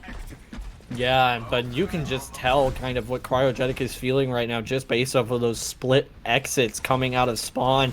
Yeah. It looked like Forks and LQD were trying to get out. LQD getting caught out of the back end of it, and that Deadeye's gonna be negated immediately, but Quattro actually gets saved by the beat there, Joey! That was absolutely massive, and the Blizzard is actually going to come out to try and follow up even more out of it. Solstice are going to make the best out of this fight, despite the fact that ults were already initiated out from Cryogenic. Cryogenic not seeming to find any success right now with the ultimates that you're using, and Joey with the beat, with the boop, LQD right off the map. Solstice cap with 4 minutes and 13 seconds left. That timer is going up and not down. Yeah, that was a horde of time left on the clock for Solstice, and well, there was a whole lot going on there at the end. Really great plays coming out from LQD, even though he got shattered out of his high noon. He did manage to bring back and stun the Rhine right before he was pinned out of the immortality field. But all in all, it is Solstice who came out on top. They knew how to mitigate those different reactions to what they were throwing, and kills were all for them. There's not much more to say for that. They got that point and they just waltzed it on through. Yeah, just seemed to have the better end of almost every single engagement there was Solstice. An incredible job at also just understanding their win condition in each fight, playing it just a little bit slower and withstanding Cryogenic's initial bursts of damage that seemed to come out. But now this is going to be the real test for Solstice. Cryogenic rolled out on such an aggressive comp last time. I would not be surprised to see it happen again. I'm a little bit skeptical, though. I don't think Cryogenic's going to be rolling out on this exact comp.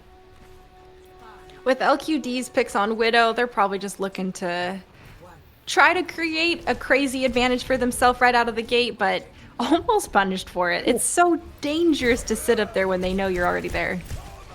Yeah, and it looks like right after that, LQD is going right onto the Doomfist. This is exactly what I was talking about last time, except a running double main tank. This is such a beefy core coming out from Cryogenic, but it's not really going to matter as Neb ends up getting picked out first. Aspect finding the better end of 2 engagements there, taking out essentially 2 tanks. LQD on that Doomfist can be just such a space creator. However, Cryogenic are starting to swing their way back into this fight with only 2 people left on point, though, and not finding the Lucio pick. Forks is going to be kicking themselves for that one, because that might have been able to turn the tide of the fight considering they had spawn advantage. Could have turned the tide of the fight, but all in all, Aspect was there. I don't know if they could have shut him down on the streak he was going through. He was getting kill after kill, and nobody was looking at him to take him down or prevent him from just pumping in the damage to the Cryogenic members. Yeah, and Neb is going to have a really difficult time here if they do not jump onto Aspect almost immediately within these fights. Aspect is going to have free reign. The jump actually initiates out here from the right side, and Forks already is down, and with assistance of the window, Aspect is just in a firing range right now with so much amplified damage. It is ults galore for Solstice right now, and there's only 2:26 left on the clock for Cryogenic to make their push. They do have the Blizzard coming through from Iron Man, which could be an opportunity for engaging, but we'll have to see if we have some hungry Diva mechs in the map today. Yeah, let's see just how much the off-tanks decided to eat today. And actually, this is an interesting Blizzard. The Blizzard's just going to be used to create space around this statue. I'm not sure if that was exactly worth it, though. Cryogenic really needed to try and find a pick there. Yeah, I'm not sure that was the intended Blizzard play coming through. It basically covered the majority of the statue, which people cannot stand within unless you're literally on top of it. And, the other members of Solstice had backed off from that. Joey doing a great job at using the speed to enable their team to just skirt and kite away. There's the Blizzard coming through the Neb! He was the hungry diva. Yeah, no kidding. Getting some Essence of Fury there from that 180 eat from Neb. What an absolutely stellar play, but it doesn't look like it's going to be all for naught, as ultimates are just being popped out left, right, and center from Solstice. 2 support ultimates used are going to gain them a net positive within that fight. Tangerine, there's only 1 minute left for Cryogenic to make this push on to the first checkpoint to unlock it, and they've got a few things they can use in their time bank, but I think that this Blizzard needs to be a little bit stronger for the engagement, and they've got to shut down Aspect. Oh no. Oh, good defense matrix. That was a wonderful Yes. defense matrix from Neb. You can always count on Neb to eat things when they are needed, and Fofi actually eats the Blizzard as well. This is a Diva show today. These tank lines going toe for toe, but Iron Man actually finds the first pick onto Joey. Immortality Field traded out, a bomb put into the back to displace everybody from Cryogenic on this attack. Isn't going to be able to net anything. Lambent investing the Blizzard into this fight. I don't think it's going to matter that much, though. Cryogenic have actually found a way to open this point up. The tank plays coming out from both teams, both the main and the off tank, have been outstanding. But the Blizzards are being eaten, the Shatters are blocked. It's anybody's game right now. On the trade stuns come out as Solstice want to try and get this fight out. Aspect. Oh no! Oh, waffles. Oh, that's so painful. Solstice really did have an opportunity to get back into this fight. Aspect actually still found another pick even after it was capped too. Aspect was trying to make a stand, and unfortunately, while he was hurting other members of Cryogenic around that inner hotel area, no one was on the point from his team to contest, and now Cryogenic having some ults advantage online for themselves to engage next, and the Streets phase could be where they get stopped, but they need to keep this momentum rolling. It's rough to try to keep moving forward after you've stalled out here. Exactly, and Aspect going to be popping out this high noon, but most of that damage will actually get eaten out by Neb. I feel like such a broken record saying that, but it's just constantly happening. The self-destruct is going to find the D-Mech as well. Neb on fire right now on this Diva roll, and LQD is unchained. LQD has been on fire. We saw him last map, we saw him this map, still putting in hordes of great work, and well, I wish those Diva changes from April Fools were still present as we saw Neb drop a mech down onto an enemy. You know, girl can dream, but all in all, Cryogenic getting this chance and moving the cart forward through towards the second point. There's just 1.4 meters left. Yeah, and a Shatter comes out here from Cosro to try and stop this push from Cryogenic, and it is actually eventually going to pop out a D-Mech from Neb. Neb has now been removed from this fight. It's going to be the go signal for Lambent to drop down that Blizzard, which does end up finding a good amount of value. Solstice able to hold here, and Lion dropping the window just a little bit too late in that fight, I think. I agree with you there. It wasn't quite leveraged to its full potential, and after a few people went down, it was going to be over for them. They were pushing into a lot of ults, and now Cryogenic does have a chance to try to come back. Pushing into this area is hard because there are a lot of angles that the defending team can take and pressure you on as you're walking up, and once you finally get to the payload. There's the high ground, the side ground, and the matrix up the main. What? So many things just happened there. Lambent found such a great opening pick with the Shatter, just laying so many people flat that now it's an even fight. Some hero plays they're trying to come out from the tank line of Cryogenic, but Neb with the Bunny Blaster is going to end up finding the pick. You absolutely love to see it.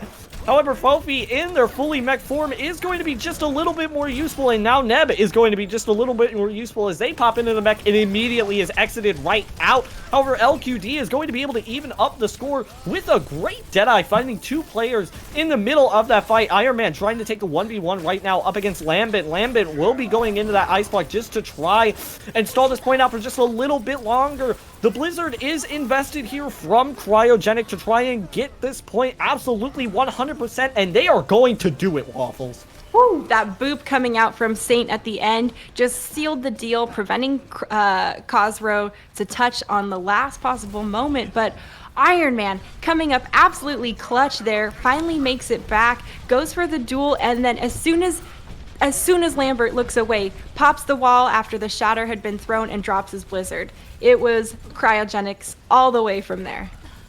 Yeah, now Oh, now though, Cryogenic only having one ult to be able to initiate in with this next fight. Solstice Pyra having the same though. Neb probably not going to want to pop out of this mech knowing that Lambent does have that Blizzard, needs to try and eat it here for a surefire win. It is one fight territory right now in terms of time and in terms of capping the point.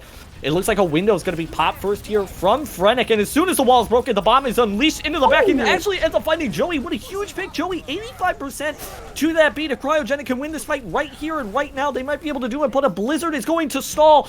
So much time here out of Cryogenic. Neb not able to eat it since they threw the bomb into the back.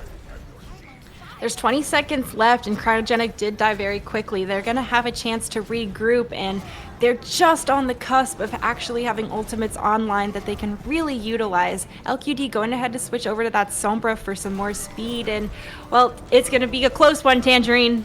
Yeah, I don't know if they're actually going to be able to touch. I think Lambent still has the wall. Could potentially wall them off, and they did not get the chance to touch even without a wall.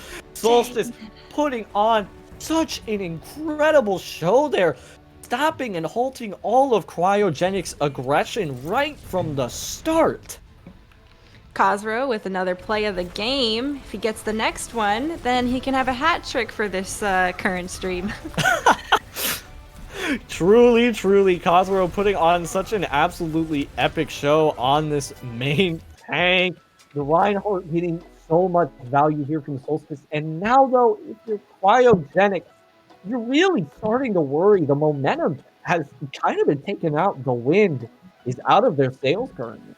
Yeah, it is a very different game than what we saw previously against Anxiety, and it doesn't seem like their original tactics are working of just bowling straight into Anxiety. Solstice is ready. They have defenses and they have their communications ready to handle such a forward and, essentially just the spearhead approach every time. I'd love to see maybe a bit more off angles or pressure coming through. The DPS from Solstice are shutting down a lot of opportunities that are trying to be created. Yeah, and I think what's also important to note here that along with that, it doesn't seem like there's necessarily a tank difference anymore. Neb was really just starting to put on a show along with Forks in that last map, and now they seem to be finding less value, and I think that's partially due to the fact that Solstice's DPS are really amping up the pressure on them. It's so hard for them to take the space that they really need to take. Yeah. Well, you have the May wall coming through from Lambert, which, as soon as you're sectioned off, you're already being pressured and focused. And then you follow up with Aspect on the McCree. And the flashbang and the Peacekeeper's primary fire is not something you want to get caught by normally. And when he is just free firing down and following up on his team's calls of, hey, so-and-so doesn't have this resources to defend himself, he says, yeah, sounds like you're a sitting duck and a fish in a barrel for me. Done. Absolutely, Solstice cleaning up basically every single fight there, but Cryogenic did have some signs of life, so there is potential for them still to come back within this series. Don't go anywhere as we head to break. We are either going to be witnessing a conclusion to this entire map set, or we could start to see the start of a reverse sweep coming out here from Cryogenic. Don't go anywhere. The thrilling conclusion to this match might be coming up when we get back from break.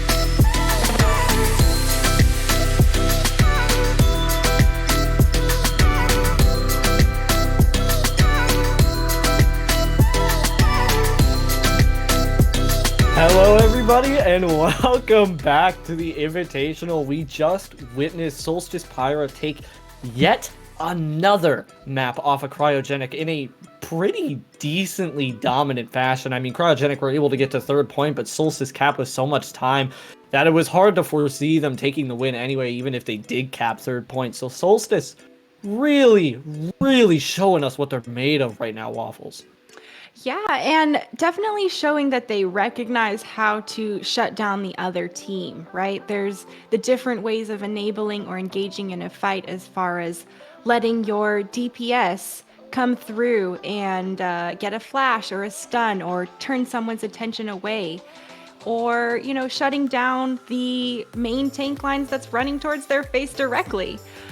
Solstice is doing a lot of different things on a lot of different fronts, and their talent pool for their players is so great that they let their support players get their first picks and open up the engagement factors. We've seen Frennick continuously pop off on that Baptiste and honestly re-solidify the joke we all make of Bap being a DPS player. He should have been put in the DPS category for the April Fool's patch, just like May was swapped over to that tank role. Absolutely agree. That would have been wonderful to watch. And it has been kind of, in my opinion, I think that LQD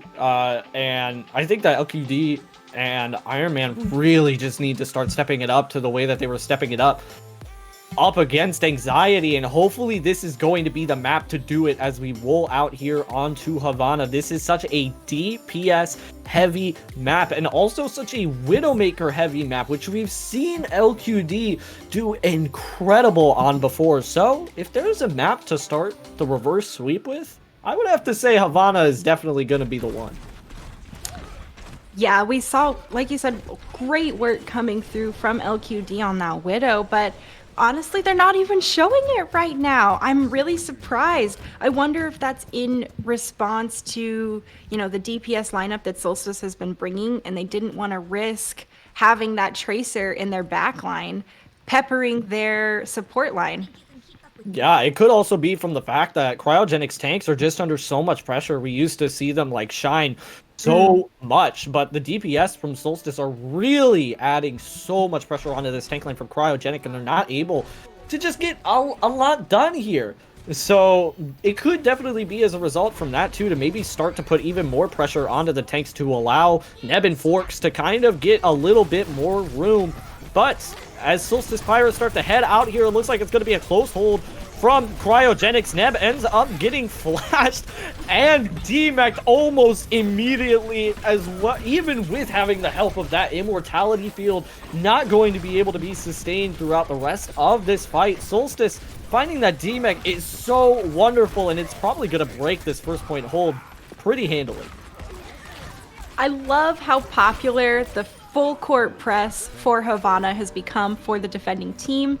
It's aggressive, and the goal of it is to burn off time on the clock so you have a much more solid engagement for the second point, or for the second engagement point, to prevent the first checkpoint from being captured.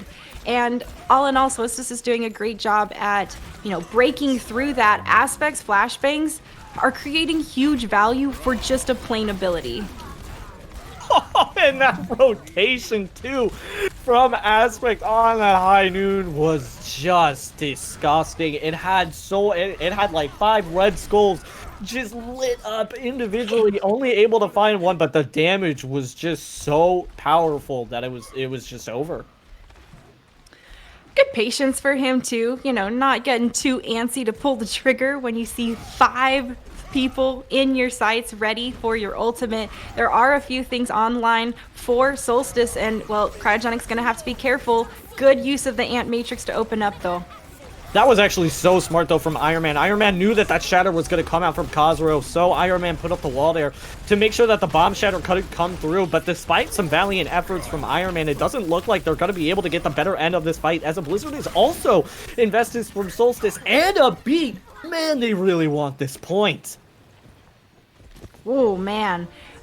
4:24 left on the clock. Solstice is having a bit of a deja vu vibe from their previous map and the time bank that they had. Yeah, most definitely. It's looking really. No. Oh my god, LQD is just having such a rough time right now on this McCree. It just seems like these DPS are always shutting him down. They've identified him as someone who can make those plays and create opportunities. And if you shut that down, then the team cannot pounce on the things that arrive in front of them. And if your playmaker is shut down, what do you do after that? Who is there to step up to the mic and to the map and really lead the team? Yeah, and Aspect actually opened this up with 3 picks already, so despite a Deadeye and a Blizzard being invested from Cryogenic, they're not really able to find any sort of value within this fight. Aspect is just taking matters into his own hands.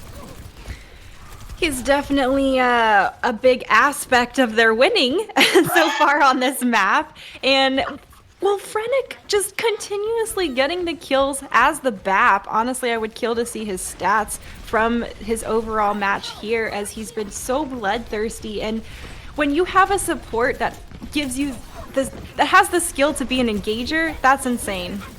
Yeah, and actually this is so... Oh, no! Fofi's gonna be a little bit upset about that one, but Aspect is gonna be there to pick up the slack. And actually another ultimate too. Lambent with a Blizzard yet again is going to be zoning everybody off a point. What I love so much from Solstice is that it doesn't seem like they care about what ultimates they invest. They just want to win the fight. And that's perfect for what they have going right now. Look at the time bank. You can spend all day charging and building your ultimates, because if you know you're going to win when you throw them, you're not worried about getting another one. They're getting the value to charge them, and charge them fast. Yeah, they're just absolutely dominating right here, right now on Havana. LQD is going to go over to the Widow, but is going to be met already eliminated from this fight. We're going to see if LQD can actually start to get some value here, though. Double sniper coming out from Cryogenic.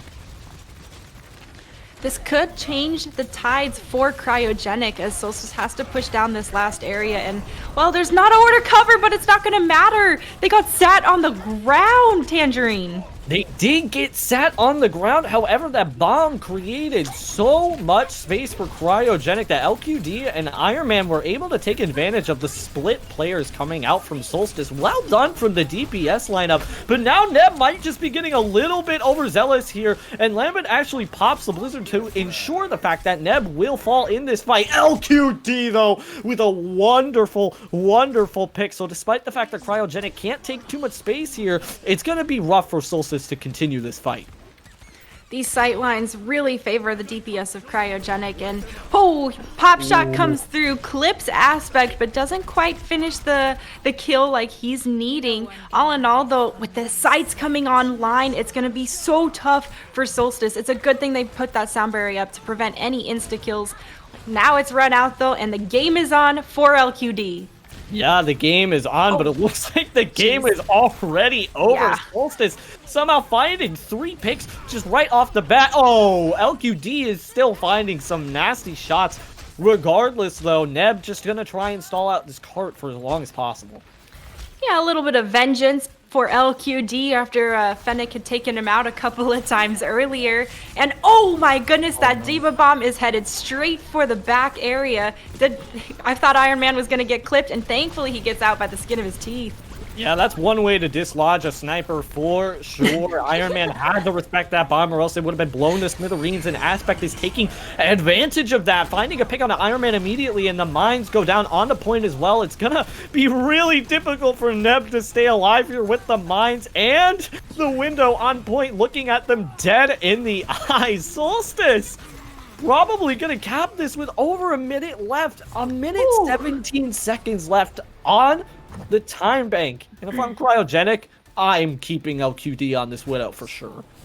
Yes, I agree. And if anything, I think that Cryogenic needs to be putting the pressure in a way that creates an off angle for LQD to get those shots and to have those opportunities. When LQD can get the value, he's getting the kills and getting the picks, but at that point it's a little bit too late. And it's almost all in vain because his team has gone down. They gotta be sustaining so they can benefit from those picks and those opportunities. It's true. Cryogenic just do so well when LQD is able to find these weird angles because Cryogenic creates the space for LQD to be able to get the value that he really needs to be achieving. However, LQD, I mean, Solstice is putting on such a masterclass right now on how to negate a Widow's sight lines. You can Yes. see it in the one clip. Lambent just put the wall up directly in front of the Widowmaker, and then a beat from Joey came out while the Infrasights were out to make sure nobody got picked at all. Like, it is just such a masterclass right now from Solstice on as to how to deal with a crazy Widowmaker like LQD. I am concerned for Iron Man because he's going up against Aspect on that McCree. And you guys have heard us all match talking about Aspect and the value he's bringing on the McCree, even with his normal abilities and primary fire. So the run of Farah straight into that does surprise me and worry me about Iron Man's safety. Yeah, and LQD actually just gonna be jumped on by Joey right now. Solstice trying to make this close hold work as well as possible. LQD actually switching over to the Ashe because of that. Iron Man's finding some difficulty right now trying to get value from this Pharah. Yeah, that's not surprising. Like I said, Aspect has his number, drops him down to 12. Thankfully, Saint is there to keep the pocket strong for Iron Man, but Saint has been targeted too. If he goes down first from any of the players from Solstice, it's over for Iron Man. Oh, and Lion just got just got held up to dry there too. It didn't seem like Neb really had their supports back in that current moment, and because of that, Lion just got absolutely pounced on by Solstice. Solstice doing a great job with this full court press and hold here. You saw this previously from Cryogenic, but Solstice here really showing us how to do it and what it takes to make it work and keep it working as well. We've burned off so much time on the clock and there's already only 240 left. Yeah, Solstice have so many ultimates too. What in the name of God? That shot was gross, but Cryogenic are making this work for them. They're ending up investing up just one ultimate, I believe. I believe only Neb ended up investing an ultimate, but they were able to just find a moment where Solstice were caught out off guard and took advantage of it really well. Yeah, once Frenic went down from Solstice on that opening pick, it was all Cryogenic's fight to win, and they did. They got aggressive and they recognized the opportunity.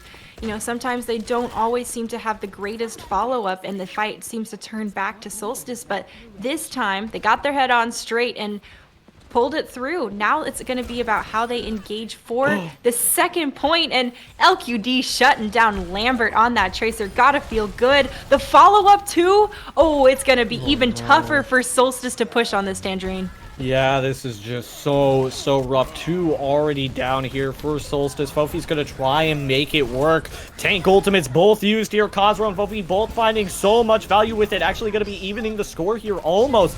Looks like Cryogenic are still up one player. Iron Man is gonna make sure, though, that the dreams that Solstice are having right now of capping this point are gonna go to the wayside. Iron Man putting in so much work on this Pharah. I love to be proven wrong sometimes, and Iron Man totally has. He's bringing such great value regardless of aspect on that McCree, and I gotta say that is some great Pharah play and some very skilled Pharah play to be dodging a player like Aspect. But I cursed the poor guy. Of course, it's the bloodthirsty Frenic on the BAP once again with another kill. Yeah, no kidding. The caster curses just seem to be everywhere today. But regardless, Solstice gonna be trying to hold a very unorthodox angle here. They're trying to hold so incredibly close, not allowing Cryogenic to get an inch worth out of this payload right now, doing the best they can to try and make sure that nothing happens. Aspect, that is the most aggressive off angle that I've seen since LQD did it on Junkertown. The hold coming through from Solstice and the pressure that you see being applied onto Cryogenic as far as preventing them from being able to exit or enter the area of the payload safely is outstanding. And you would see this in traditional sports where, people would be literally pressed out to half court and not be able to play any offense because the defense is so strong. And that's what I've been seeing a lot of come through from Solstice. Yeah, truly playing like a professional basketball team right now. Our Solstice holding this court so strong. There has not been an actual engagement that Cryogenic has been able to take here for the entirety of this second point since it's been unlocked. That court has not moved. Payload, how far has it moved? Absolutely nowhere. Just for the last part. Otherwise, though, Cryogenic, though, has this opportunity. They've got the support ultimates online and the minefield. That's a discouraging one to run into. And it's been popped, and there's the engagement. Yeah, it's a little bit tragic, though. Cryogenic actually had to use both support ultimates to try and get an engagement to work right here. And the beat actually is going to come out from Joey. Solstice are not going to go down here without a fight. Discord or put right now on Cosro is going to limit their ability to try and take space. Oh! But Fofi with the triple bomb is just going to say no. Absolutely no to Cryogenic trying to take this point as a team kill goes through for Solstice. Oh my gosh, is Cosro really gonna do this? This is filthy. Nobody's ready. Oh, he's spotted out. Ooh. Not gonna happen. And is he gonna? He just goes for it. So aggressive, taken down. This is an opportunity for Cryogenic to push forward and try to capitalize, Tangerine. Yeah, but it looks like the remaining members of Solstice actually had their back right now, and Neb, as soon as I'm talking about that, ends up finding two. Solstice had the support up for Cosmo right after that to potentially bring that fight back in their favor, but a hero play coming out there from Neb really just shuts it down. That was absolutely a hero play from Neb, and Cryogenic now pulling out all the tricks they can muster. It's 20 seconds left on the clock, and they need to get this payload moving forward if they want to stand a chance, Tangerine. There's not a lot online for them to use.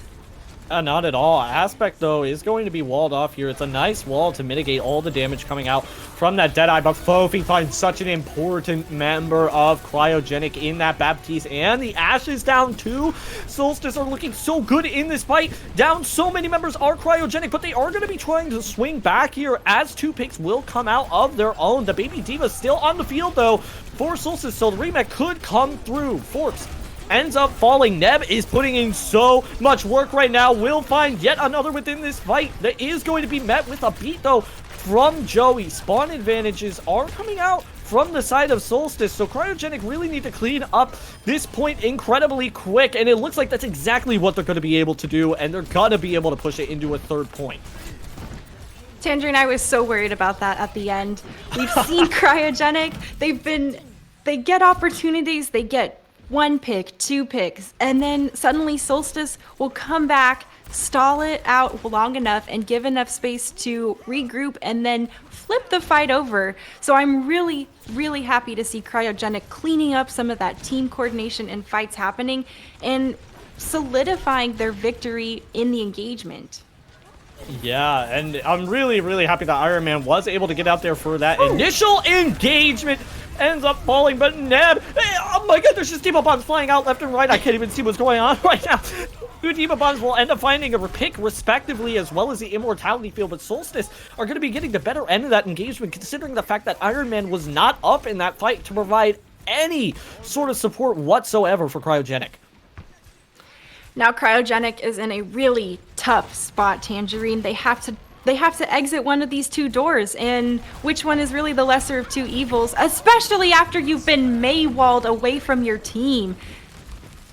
Yeah, the wall will try and mitigate all of the damage coming out from the Deadeye. The Lion was just at the wrong place at the wrong time, and Neb's even going to be demeched as well. You bet this Baby Diva is not going to be lasting too much longer on the point. Probably a stacker going to come through eventually, but LQD is going to try and even the score along with Saint. Both of them finding the respective picks within this fight. Cryogenic always saying it is not over until it's over. That is the epitome of Overwatch. You never ever assume that the fight is over until the game literally tells you that it's over and a specific team has won, because as soon as you get complacent, that is when the tides turn and everyone gets scattered, they get confused, and they don't handle the pressure. So the pressure is on right now for both of these teams, and their response to this is what's going to make or break them in this match. Yeah, and this is going to be an ultimate fiesta right now here. Waffles, Iron Man opens it up, though, with a pick. Will be met with 2 picks. Frennick is absolutely fragging out. Has to be shut down by a Deadeye just to deal with him. And it looks like Ask with the counter Deadeye is going to find just so much value. And just like that, Solstice are going to be able to 3-0 Cryogenic, who I thought were just an absolute dark horse in this bracket. I agree. I was surprised after seeing the performance from Cryogenic that this is, such a result as far as the 3-0. Cryogenic did have some really good moments where they gave Solstice a run for their money, but all in all, Solstice, it seemed like their coordination was more on point, their comms were there, and when they lost a couple players, they managed to give the ground long enough for them to regroup, recuperate if needed after they'd been bombarded a bit, and then flip the fight back in their favor. They have a lot of people on their team who are creating those advantages, and we saw Frennick just popping off again, left and right, all 3 maps. No questions asked on that front. Yeah, no kidding. The consistency coming out from both Frennick and Aspect was absolutely amazing. It was really shutting down a lot of what Cryogenic were trying to do. Solstice managing to edge out an incredible landslide victory there. Well done from them. Props out to Cryogenic, though. I do also have to maybe apologize to Cryogenic for making a tweet saying I was their fanboy and possibly caster cursing them. But you guys did excellent. Definitely a great match to watch. Yes, and the coordination coming through from Solstice was very enjoyable. You talked about them teaching the masterclass, and I'm curious to see if they're gonna maintain that level and quality throughout the remaining parts of the bracket as they continue to try to, fight for that first place, for the prize, and of course for the bragging rights. Of course, and I think that they are truly, Solstice is just going to be an absolute crazy powerhouse as they plow through the rest of this bracket. However, unfortunately, it seems like that's going to be all for us on this stream. You'll be able to catch more, though, of the action in the Will Invitational, including the finals on the main stream and on the secondary stream at Will English the Fourth and Landlords Gaming, respectively, I believe is their Twitch. So please go and check out the rest of the streams that we have remaining today. However, I think that's going to be primarily it from us, Waffles. Any last remarks before we close out here today? No, all in all, we've seen some really great Overwatch games throughout the weekend and across all of our different stream platforms as well. Big thanks to everyone who helped make this happen, and of course our production team behind the scenes for bringing the magic that you, audience members and chat, experience in the game as well. And it's been a fantastic experience here for the Will English Invitational, and I am hungry to see those championships later tonight. Oh yeah, I cannot wait whatsoever, so please go and check out the other 2 streams that we currently have running right now. However, that is going to be sadly it for us today. Thank you so much for watching, and thank you, big shout out to production and big shout out to all of the staff involved within this tournament in general. It has been absolutely wonderful casting for everything throughout this tournament. Thank you guys for coming out so much, and hopefully you'll be catching some more action on our other streams. Tune in then. Thank you.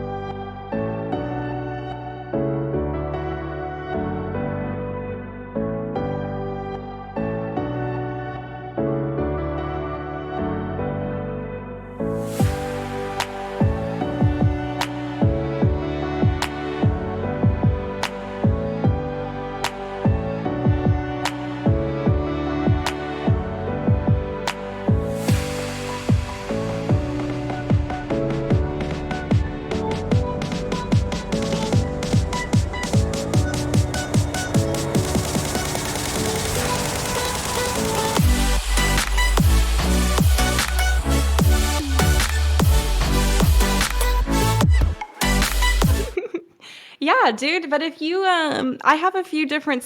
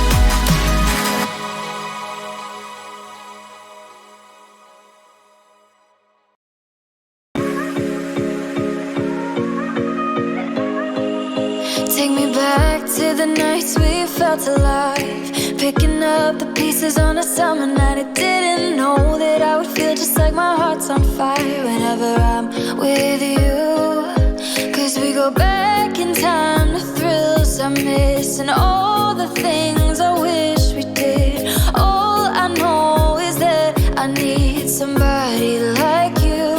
Cause I can't waste another night sitting here alone, hoping for your voice on the telephone. I know it's a supercut as you walk away, playing in my mind all the things I never. Close my eyes and the sky's on fire. I can't waste another night sitting here alone. We can do it all again and I'll never let you go.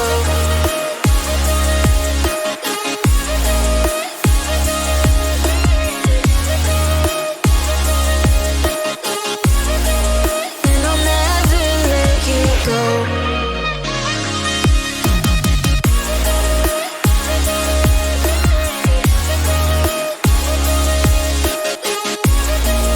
And I'll never let you go.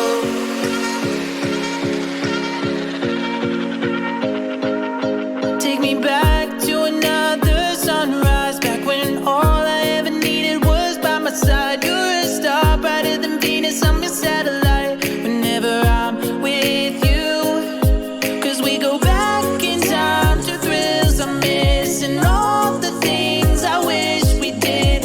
All I know is that I need somebody like you. Cause I can't waste another night sitting here alone, hoping for your voice on the telephone. I know it's a supercut as you walk away, playing in my mind all the things I never. Close my